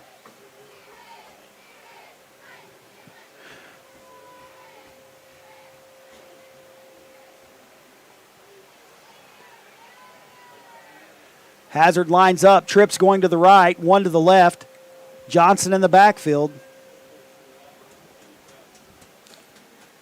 Here comes the snap. A handoff coming to Johnson, and he's hit immediately by number 78. I do believe that was Will Cassim. Got to him really quick right there. Shook off his blocker and did a good job getting to the football. That's going to be a loss of about 2 and bring up 3rd and 9. Michael, this is a key point right here for Harlan County. 3rd and 9, they have the ball in your territory. You need to stop right here. This is 4-down territory. You need to rally and dig down deep, and I think the Bears are going to do it. You only trailing by 13. Need a stop right here. Trips going to the right, one going to the left. Johnson in the backfield yet again. Right to the left of Pelfrey. Here comes the snap. It's going to be a pass. Good coverage. He pump fake, stops. Being pursued by several big linemen. Looked like a block in the back, but no call. He dumps it off to Max Johnson, and somehow Johnson turns that into a gain. I don't know how you allow that to happen. Johnson is just one of those players, if you put it in his hands, he makes things happen. And that's exactly what Pelfrey did right there. He was able to elude the defenders. I thought we were going to have him for a loss there, and somehow they squirt free and get a first down on it. It's going to be 1st and 10 now for the Bulldogs down at about the 23-yard line. So Harlan County going to have to dig deep, get a stop right here. 3:34 to go here in the third quarter, trailing by 13 with Hazard threatening to score. 2 to the left, 2 to the right, both stacked. Quick pass coming over here to Pelfrey from Pelfrey, and he's wrapped up immediately. A good job right there by Carter Howard not letting go. He's like, you're not getting free from me this time. And quick to the football, and looks like a player is a little slow to get up. I hope he's all right there. Looked like he may have rolled an ankle. He's going to go down yet again. He's trying to get off the field, but he's having a hard time. Hope that young man is all right. So that was probably a loss of 1 on that play. Going to bring up 2nd and 11. Hopefully Hank Pelfrey's all right. He's making it off on his own 2 feet. He's just a little ginger on that right foot, it looks like. You know, injuries have been a problem now for both teams with Pelfrey going out, and you had Swanner going out early. It looked like a hit to the knee. Maybe it looked like he came off the field. You know, we saw him up walking, so that's a good sign. And then Thomas Jordan apparently under concussion protocol. Handoff coming to Johnson. He hits the middle and splits it, and he's making his way down the field, and they finally bring him down from behind, but not before he takes it all the way to the 5-yard line. Good job right there by, I believe that was number 10, Jace Brown, and others running down Johnson. Brown's another one with that speed, and they saved a touchdown right there, and they're going to make Hazard earn it. It's 1st and goal now from the 5-yard line. See if the Harlan County defense can come up big right now. I read that number wrong. That was number 30 on that tackle. That's William Jones. Good job by that young man to run that ball down. You know, we've talked about it several times. Those silver numbers, they reflect, and sometimes you only see certain things. That was William Jones on that tackle. Him and someone else ran him down to save the touchdown right there. And it looks like the referee's stopping play for something. I'm not really sure. I think he's telling him to put some certain time back up on the clock. That's what it looks like is going to be the case. They're saying to put 2:24 on the clock.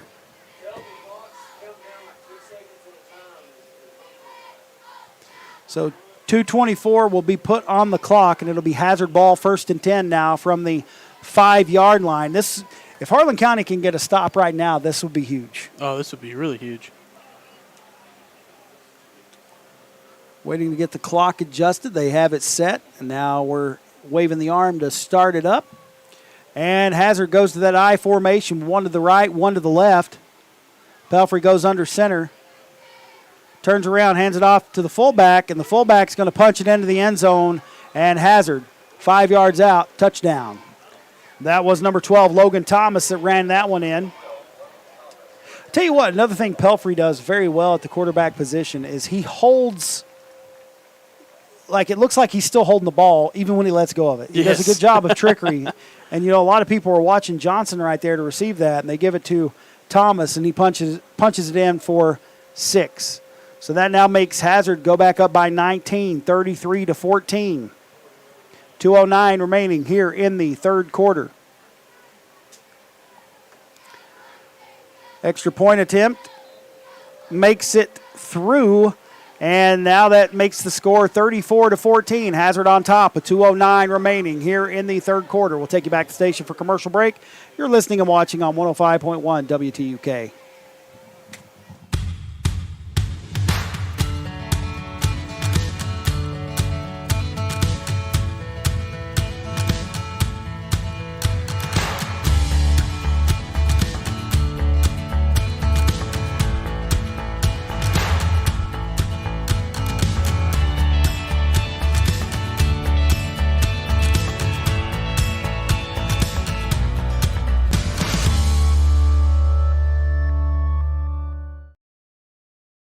This is Jane Simonton Hendrickson asking you to re-elect my husband of 46 years, Kent Hendrickson, as Harlan Circuit Judge. A lifelong Harlan Countyan, family man, coal miner, highly skilled lawyer for 32 years, and your circuit judge for nearly 8 years, he has served you with steady obedience to the law, fairness, integrity, and Christian principles. Make your vote count. Let's keep Kent our circuit judge in November. Paid for by the committee to re-elect Kent Hendrickson.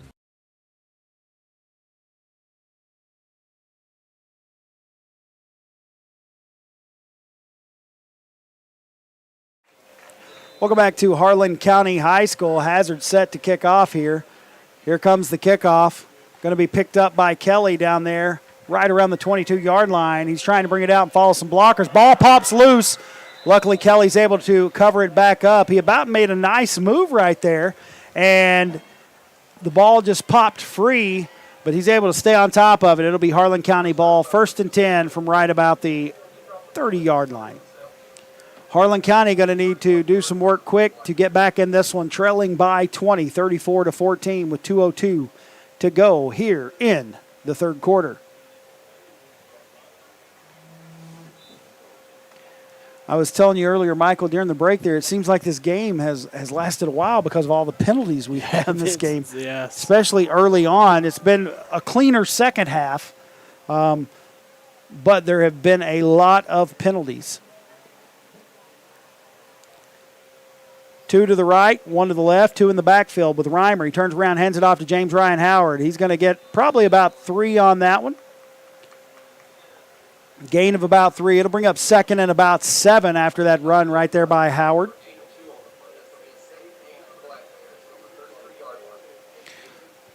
So they're going to say he made 2 on that one. We'll say 2nd and 8.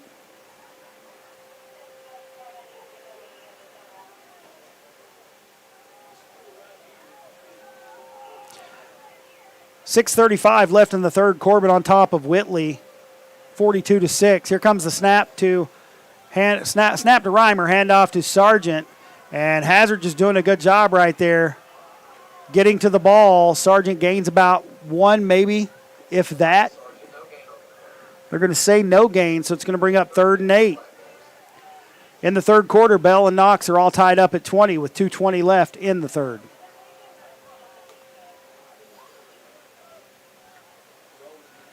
So 3rd and 8, Harlan County, you do not want this drive to stall right here. You can't have a quick 4 and out. You know that defense has to be tired, especially when you have kids playing on both sides of the ball. 2 to the right, none to the left, 2 in the backfield. Quick pass coming out there to Sargent, sails over his head out of bounds, and it's now 4th and 8. Harlan County bringing on their special teams unit. Going to be punting this ball away.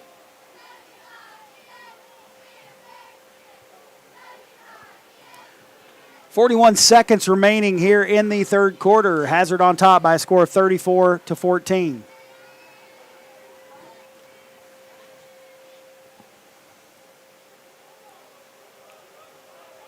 Carter back to punt.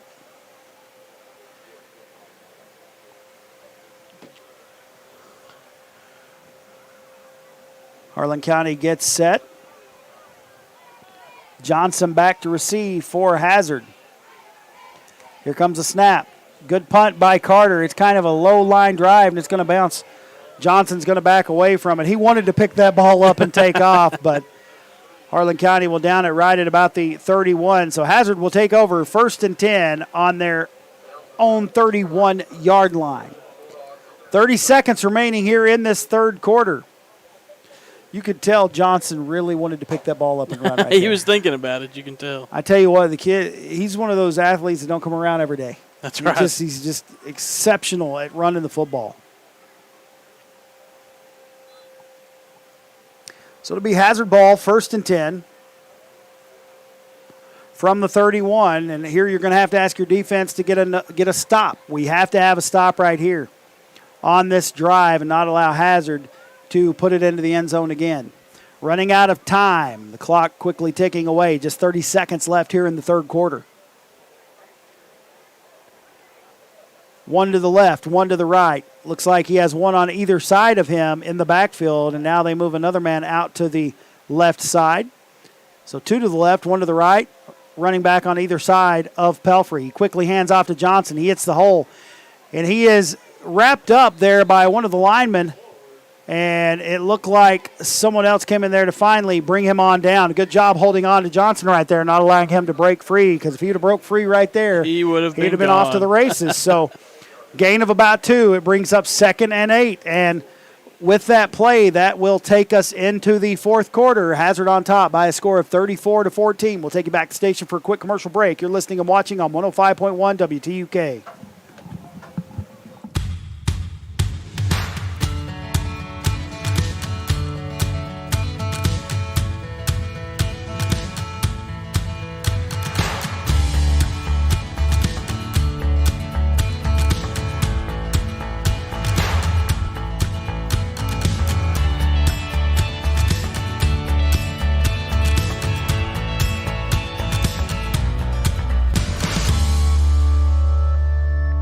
This is Jane Simonton Hendrickson asking you to re-elect my husband of 46 years, Kent Hendrickson, as Harlan Circuit Judge. A lifelong Harlan Countyan, family man, coal miner, highly skilled lawyer for 32 years, and your circuit judge for nearly 8 years, he has served you with steady obedience to the law, fairness, integrity, and Christian principles. Make your vote count. Let's keep Kent our circuit judge in November. Paid for by the committee to re-elect Kent Hendrickson.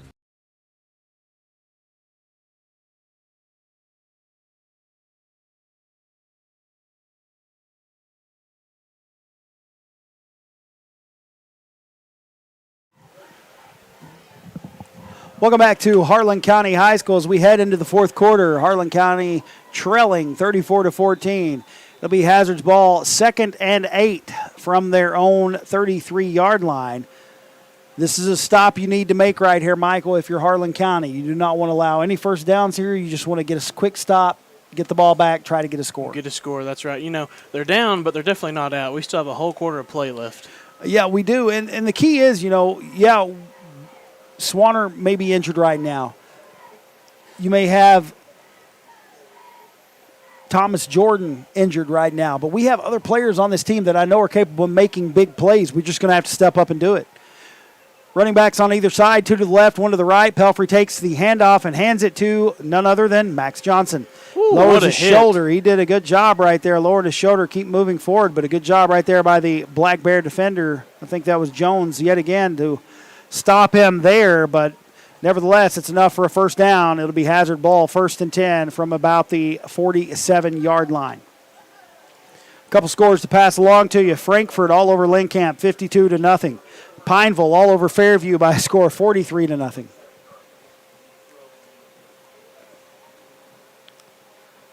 Hazard lines up once again, 2 to the left, 1 to the right. Running back on either side of Pelfrey. doing a little misdirection. This is going to be a pass right here, and he's going deep with it. He's got a big man down there, number 13. That is Landon Smith. Takes off running, breaks free from the secondary, and scores on a big pass play. And right there, what I said we did not need to happen, it happened. It happened. Maybe I'm going to have to quit talking about it. I jinxed us right there. Hazard punches it in again to score yet again, and the Bulldogs are on a roll. Now up by 40-14 with the extra point try coming.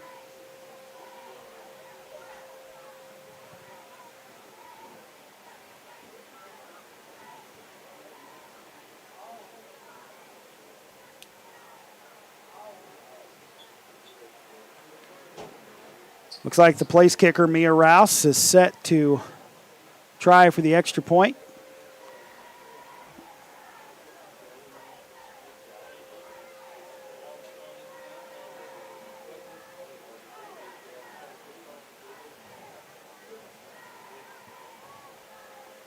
Here comes the kick. It's up. It's no good. That's the first one she's missed this evening other than the one that was blocked. But with that kick, the score is now 40-14 with 11:10 to go here in the fourth quarter. Harlan County's got a lot of ground to cover if they want to get back in this one. We'll take you back to the station for a quick commercial break. You're listening and watching on 105.1 WTUK. This is Jane Simonton Hendrickson asking you to re-elect my husband of 46 years, Kent Hendrickson, as Harlan Circuit Judge. A lifelong Harlan Countyan, family man, coal miner, highly skilled lawyer for 32 years, and your circuit judge for nearly 8 years, he has served you with steady obedience to the law, fairness, integrity, and Christian principles. Make your vote count. Let's keep Kent our circuit judge in November. Paid for by the committee to re-elect Kent Hendrickson. When feeding your family, you always want quality foods at a price you can afford. At Don Super Saver, you will always find just that. Don Super Saver takes pride in being always fresh, always friendly. Check out the specials at Don Super Saver.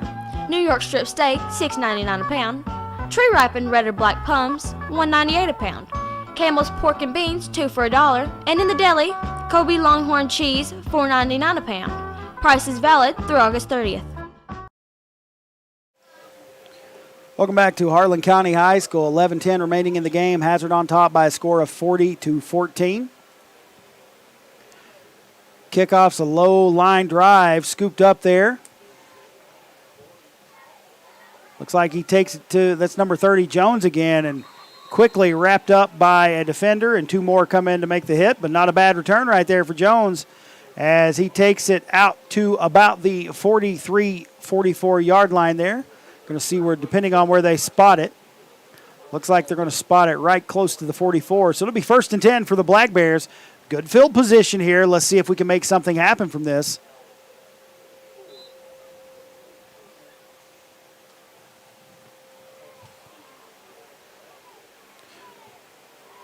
Trailing by 26, you're going to have to try to strike quickly.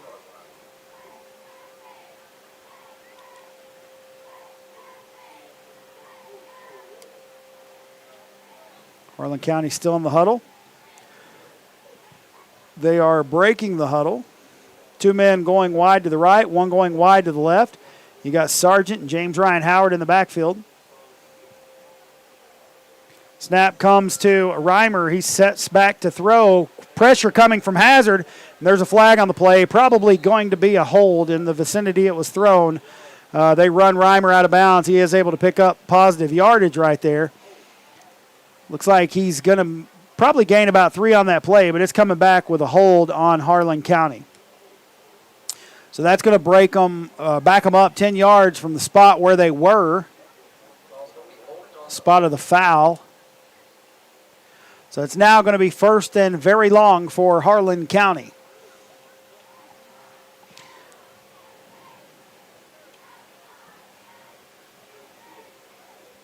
I tell you what, Davian Strode, number 41 for Hazard, is getting in the backfield quickly. Yes, he is. He is fast. He did a good job right there, getting back there, putting pressure on Reimer, not allowing him to get set. So, spot of the foul. Harlan County lost a big chunk of yards on that one. It's going to be 1st and a mile. Ball spotted all the way back at the 28. Original line of scrimmage back at the 44.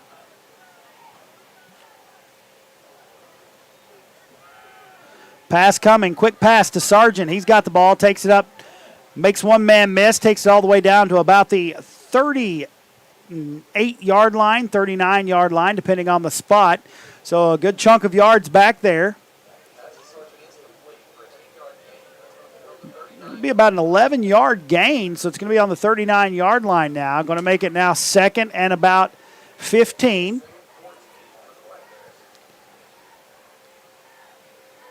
So you know you were deep in your own territory when you make a 10, 11-yard play, and it's still second and 15. It's still second and 15, yeah. 10:08 on the clock. The clock is not your friend at this time because we need to put points on the board in a hurry. Trips to the left, one to the right. Reimer in the shotgun. Low snap. He's going to roll out to the right. He's quickly being pursued. And I tell you what, I'm impressed with that young man, number 41. He had 3 men blocking him, and he was able to break free and chase Reimer out of bounds. Reimer able to get a positive yardage out of that, but actually they're going to mark him back at the 38, so he actually lost one right there. I thought he actually got positive yardage there, but that's now going to be third and about 16. Did a good job applying pressure. Good job by Hazard's DBs right there to maintain the coverage in the open field, not allowing Reimer to have any targets.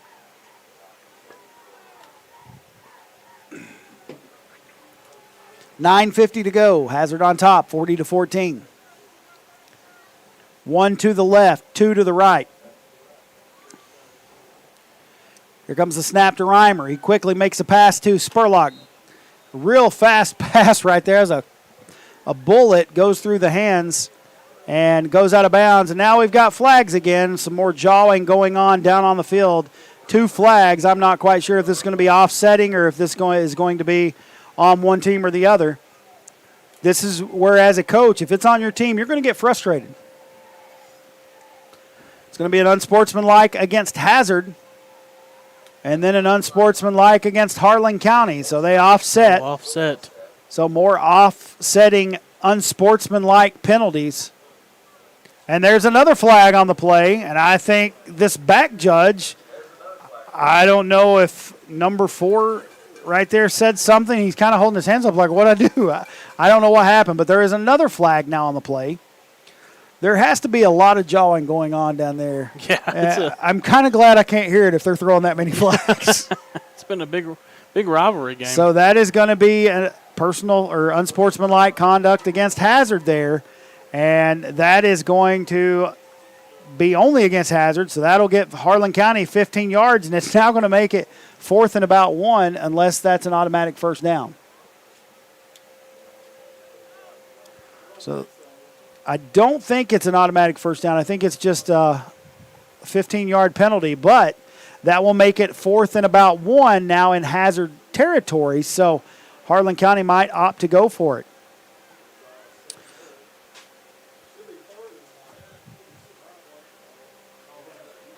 Waiting to see what the referees are talking about here. Looks like they're talking to one of the Hazard coaches. I don't know. Something has to be being said down there, though, for all these flags. I don't know. But it's been on both sides tonight. Belfry and Bourbon County are under delay because of lightning. We saw that last week. That happened all over the place. When we started getting that rain this afternoon, I was a little worried, Michael. I was like, oh, no, not more lightning delays. But it's now going to be 4th and less than 1, technically, maybe 1. And Harlan County is going to go for it here. You got to get this first down right here.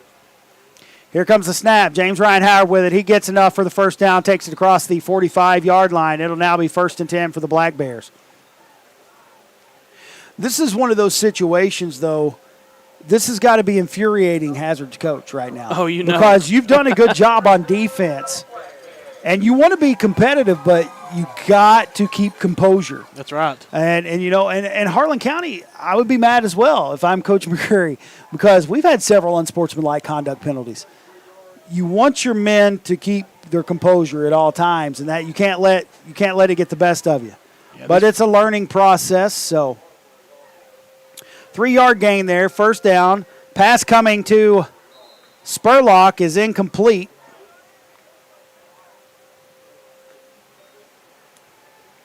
It'll be 2nd and 10 now with 9:08 remaining here in the fourth quarter. Hazard still on top, 40-14. This is kind of a moral thing right now. You want to see Harlan County be able to go down there and score. Right. It's just one of those things. If you're a coach, you don't want to see your team quit. That's right. And that's the thing. You can't do that. You got to.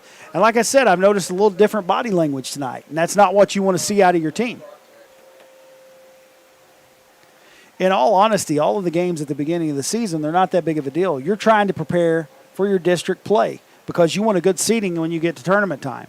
Yeah, it's bragging rights, and yeah, you want to beat teams that are rivalries, but you have to keep playing no matter what. That's right. One man to the left, one man to the right, two in the backfield.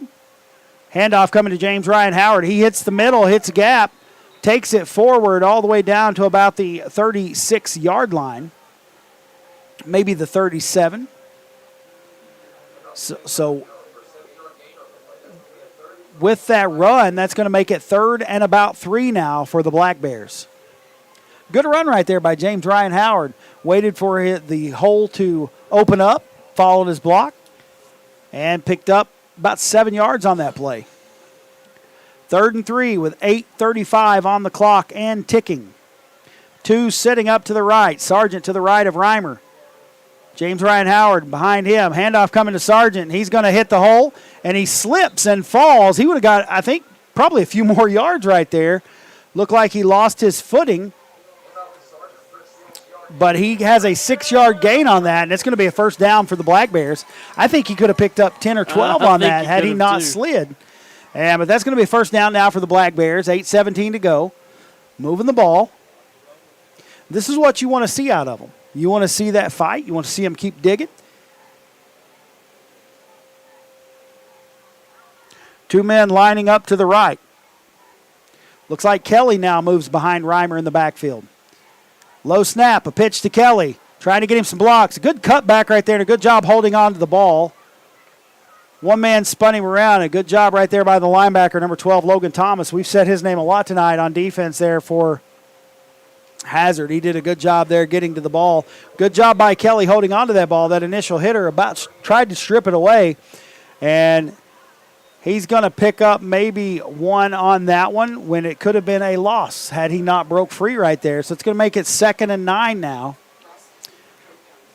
Perry Central on top of Floyd County, 24-19 with 7 minutes left in that game. If you remember, Perry County had pulled up big time on Floyd County there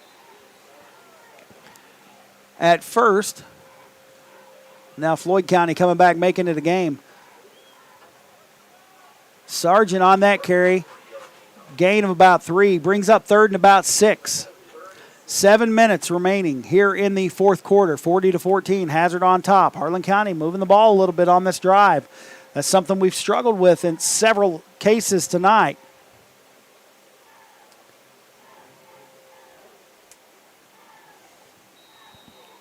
.257 left in the game. Williamsburg 22, Middlesboro 21. Oh, my. It's a dog fight there. And we're going to have a timeout. With that timeout, we'll take you back station for commercial break. You're listening and watching on 105.1 WTUK. Hey, I'm Travis, and I want to tell you about one of the exciting programs we have at Southeast Kentucky Community and Technical College. We offer GED classes Monday through Friday. These classes are designed to assist individuals in becoming prepared for college or starting a new career. The best part about it, these classes are totally free, and we cover the cost of the GED test. Please call me, Travis Cox, to sign up for more information. 606-589-3210.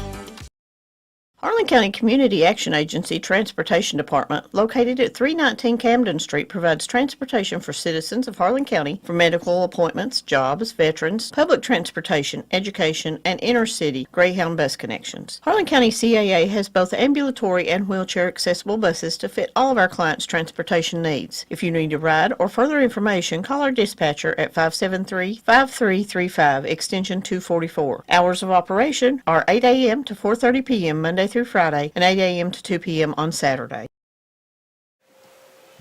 Welcome back to Harlan County High School. 3rd and 6 here for Harlan County as Someone's in motion for the Black Bears. Reimer back to pass. He fakes and makes a man miss, and he's just going to take off and run with it. Lowers his shoulder, takes it down to about the 22-yard line. So he's going to be about 1 yard short of the first down. I tell you what, that's a good pump fake right there by him. That really was. Hazard player went flying.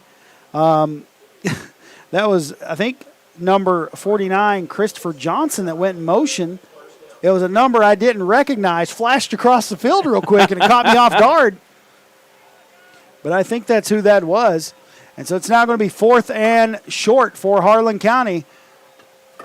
Need this first down. Here comes the handoff to James Ryan Howard. He's going to get it as he goes across the 20-yard line, falls to about the 19.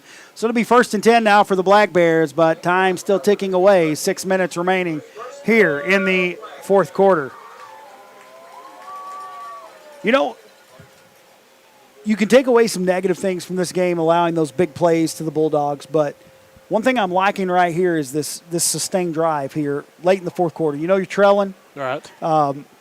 You know the clock is against you, and barring a miracle, I mean, anything can happen, but, I mean, when you're trailing by 26 this late in the game, we're still fighting. That's right. Just fighting hard. And that's what I like to see. And their body language does look a little better now. I've just seen it at different points in the night, and you pointed out as well, they looked a little different. Looked like the body language is a little different. Reimer back to pass again. He's going to the end zone. And I think Kelly caught that. And it's going to be a touchdown for the Black Bears. What a reception right there from Luke Kelly. That was nice. Wow. It looked almost like Hank Pelfrey was going to pick that one off, and Kelly took it from him. And that's a big play right there for the Black Bears. That's a momentum getter. Yeah. And even if you're not going to come back in this one, that kind of gives you something to build on for next week. Exactly right. That was a nice pass right there from Reimer, trusting his young receiver to grab that one, and Kelly did just that. And Harlan County put 6 points on the board.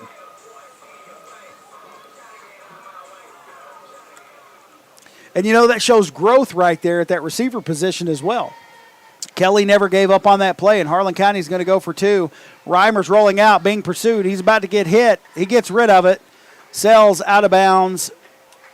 It will be no good. So with 5:23 remaining here in the fourth quarter, Harlan County now trails by a score of 40-20. We'll take you back station for a quick commercial break. You're listening on 105.1 WTUK. When it comes to floor covering, one name has stood the test of time: Harlan Carpet Mart. Harlan Carpet Mart continues to offer all types of floor covering, including residential and commercial, with professional installation and always free estimates. Located on US 119 at Baxter, open 8 to 5 Monday through Friday. Call today for your floor covering needs. 573-2563 or 573-3027.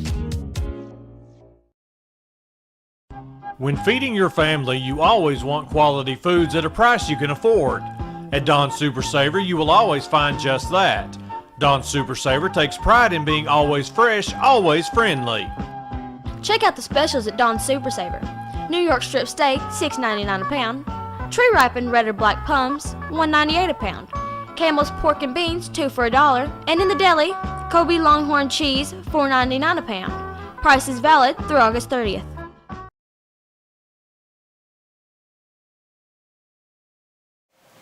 Welcome back to Harlan County High School. After that drive, Harlan County decreases the deficit to a 40-20 score, but with only 5:23 left in the game, Harlan County set to kick off here. Little squib kick bounces away from Hazard, but they're able to cover it back up. So it will be Hazard ball on about the 41-yard line. 1st and 10 now for the Bulldogs. For a minute there, I thought we were going to get to the ball. Harlan County did a good job getting down the field right there. Good job on special teams from the Black Bears.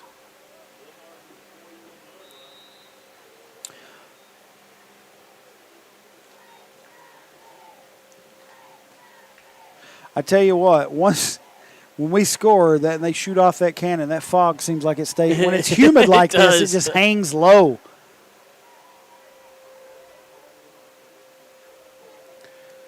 So Hazard takes over, 1st and 10 on the 41-yard line.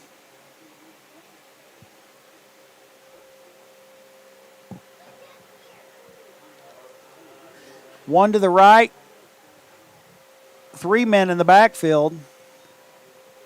Handoff to, I think that was Johnson that got that handoff again, but he stopped right at the line of scrimmage. Good job by the defense there to cover him up. I think Hazard's just going to try to run the clock out. That's what they're trying to do, just take time off the clock. So no gain on the play. When you can hold Max Johnson to no gain on a play, you're doing a good job. You're doing pretty good. Because I'm telling you what, he's a heck of a running back, heck of an athlete back there in the backfield. They're the person they give the ball to when they need yards. 2nd and 10 now, 4:40 remaining in the game. They line up in the same formation, 3 running backs in the backfield, 1 man to the right. Pelfrey going under center.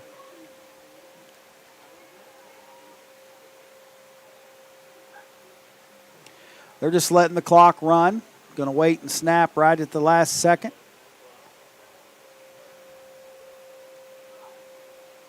Pelfrey now going down to get set.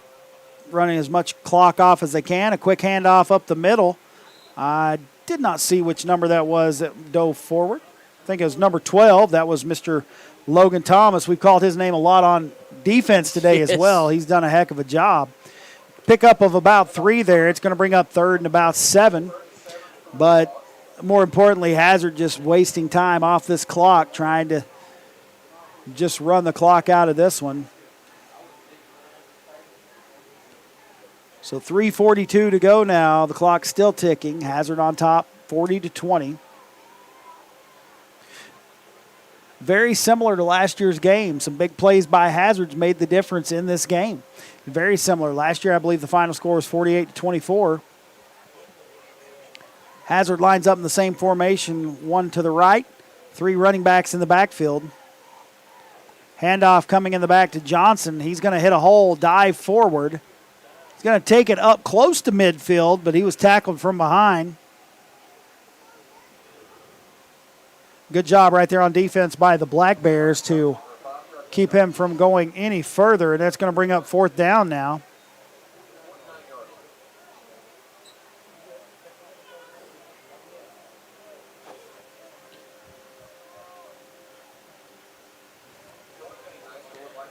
.245 now remaining in the game. 4th and 2. Hazard's going to go for it here. If they get a 1st down here, they can pretty much just keep letting the clock run. Right.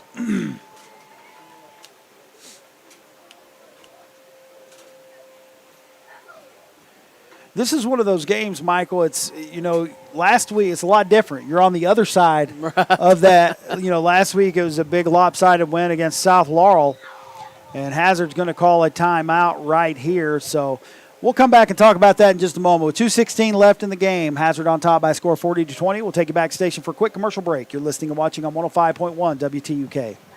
Choosing a pharmacy can mean the difference between feeling frustrated or feeling confident that your prescription needs are met. At Donnell's Pharmacy in Harlan and Donnell's Tri-City Pharmacy in Cumberland, taking care of your prescription needs are the highest priority. Local ownership means that the customer service experience reflects the best our community has to offer. Give us a call today at 573-4550 in Harlan or 589-0007 in Cumberland. You'll be happy you did.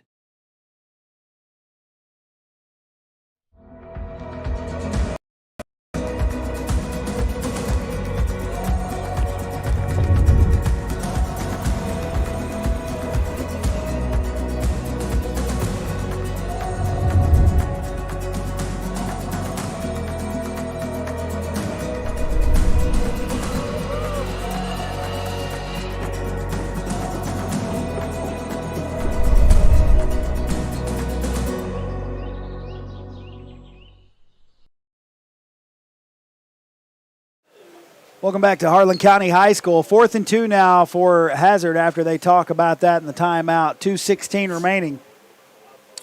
Harlan County gets a stop. They can get a chance at another score. If Hazard gets a 1st down here, they will most likely run the clock out to end the game. And Harlan County jumps off sides, and with that penalty, that's going to give Hazard that first down they were needing. Unless this is a false start, but I'm pretty sure it was offsides by Harlan County. Waiting to see the signal. But it was offsides against Harlan County as they jumped. And so that'll give Hazard the first down as they cross midfield. The ball's now at the 46-yard line. 1st and 10 for the Bulldogs. So another situation, they're just going to run the ball, try to run the clock out.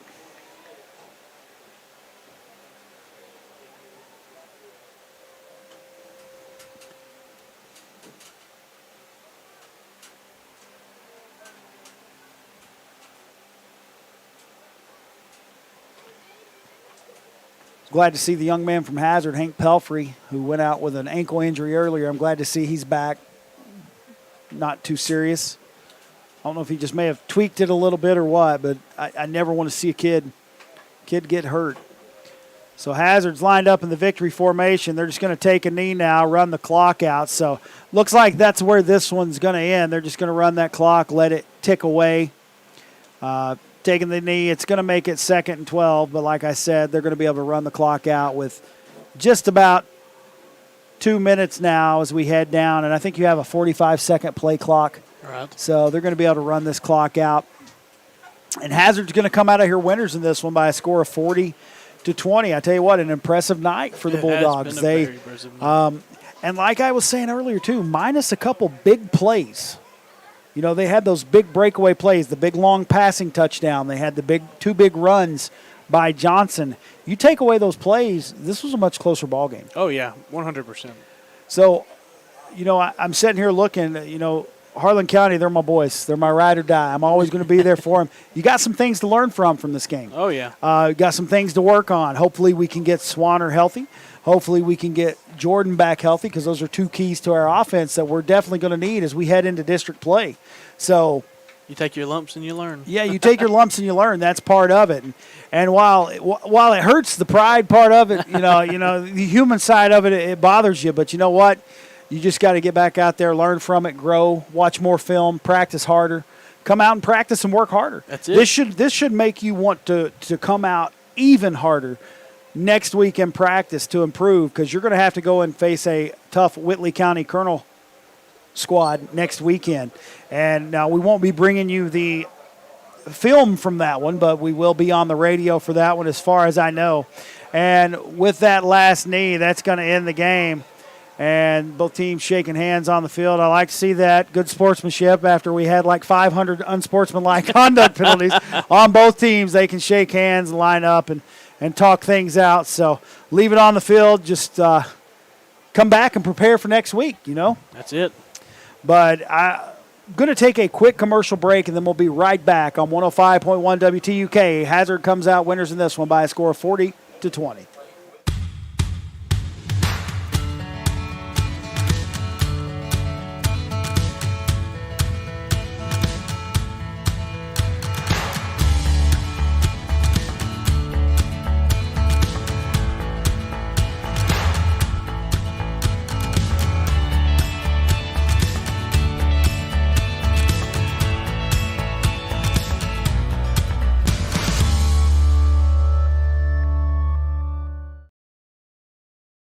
This is Jane Simonton Hendrickson asking you to re-elect my husband of 46 years, Kent Hendrickson, as Harlan Circuit Judge. A lifelong Harlan Countyan, family man, coal miner, highly skilled lawyer for 32 years, and your circuit judge for nearly 8 years, he has served you with steady obedience to the law, fairness, integrity, and Christian principles. Make your vote count. Let's keep Kent our circuit judge in November. Paid for by the committee to re-elect Kent Hendrickson. When it comes to floor covering, one name has stood the test of time: Harlan Carpet Mart. Harlan Carpet Mart continues to offer all types of floor covering, including residential and commercial, with professional installation and always free estimates. Located on US 119 at Baxter, open 8 to 5 Monday through Friday. Call today for your floor covering needs. 573-2563 or 573-3027. Choosing a pharmacy can mean the difference between feeling frustrated or feeling confident that your prescription needs are met. At Donnell's Pharmacy in Harlan and Donnell's Tri-City Pharmacy in Cumberland, taking care of your prescription needs are the highest priority. Local ownership means that the customer service experience reflects the best our community has to offer. Give us a call today at 573-4550 in Harlan or 589-0007 in Cumberland. You'll be happy you did. When feeding your family, you always want quality foods at a price you can afford. At Don Super Saver, you will always find just that. Don Super Saver takes pride in being always fresh, always friendly. Check out the specials at Don Super Saver. New York strip steak, $6.99 a pound. Tree ripened red or black plums, $1.98 a pound. Campbell's pork and beans, 2 for $1. And in the deli, Kobe Longhorn cheese, $4.99 a pound. Price is valid through August 30th.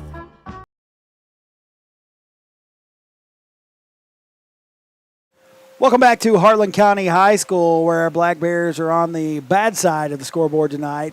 Final Hazard 40, Harlan County 20. This is one of those games, Michael, where, you know, there were a lot of emotions coming into it. Harlan County wanting to try to get a little bit of momentum going after their big win over South last weekend. But Hazard, I tell you what, they came in here. That club is quick. They are. They were fast to the ball on both sides. And I'm telling you what, Max Johnson, that young man is a stud. Just all around, they are a great ball club. I mean, and I talk about Johnson a lot, but Pelfrey, a pretty good quarterback back there, did a good job in the pocket, rolling out, throwing on the run, did a good job. Yeah, he really did. Our Black Bear Tire player of the game for Harlan County tonight will be going to none other than number 17, Josh Sargent. We want to give him player of the game. You know, he was very active on defense, had a lot of tackles, him and Will Casson both. Josh also got that pick six, took it back for a touchdown, and then also ran the ball several times on offense, moving the ball fairly well. He always does a good job at that and blocking on offense as well. So Josh Sargent is your Black Bear Tire player of the game, and a thank you to Tony and Christy Castellari for sponsoring our player of the game each and every week. So a couple other scores to pass along to you. I thought this one was interesting. Out of Knox County, Knox Central 32, Bell County 28. So Knox Central wins that one. Harlan County traveling there here in a couple of weeks. Final, Estill County 36, South Laurel 15. And a final, Williamsburg 22, Middlesboro 21. So our final here, Hazard comes away winners in this one, doubling us up 40-20. Harlan County will travel to, I do believe it is, Whitley County next weekend to face off against the Colonels. So we will be with you there for that one. The game starts at 7:30. Usually on the road games, we'll probably start pregame around 7 o'clock, depending on if we have a coach's show for the upcoming week. If we do, we will start the pregame probably about 6:30, but we'll wait and see. I really don't know. I hope you guys enjoyed the coach's pregame show, the interview that we had play earlier, but Harlan County comes away losers in this one by a final score of 40-20. Michael, have had a good time. It's been pretty awesome. It's been a good time back here with you. You know, I never like to lose, but always we have fun hanging out up here. That's one thing about it. But we hope to see you folks next week, and we hope and pray you have a great evening. Would like to ask all you folks out there to please pray for the Sizemore family that's dear to me, and the loss of a loved one. Just pray that you be. Pray for this family right now in this time. Also for the Metcalf family and the loss of Del Metcalf. He was another great man who lived here for many years, big in the community. So prayers going out for both of those families. And we hope each and every one of you have a wonderful evening, and God bless.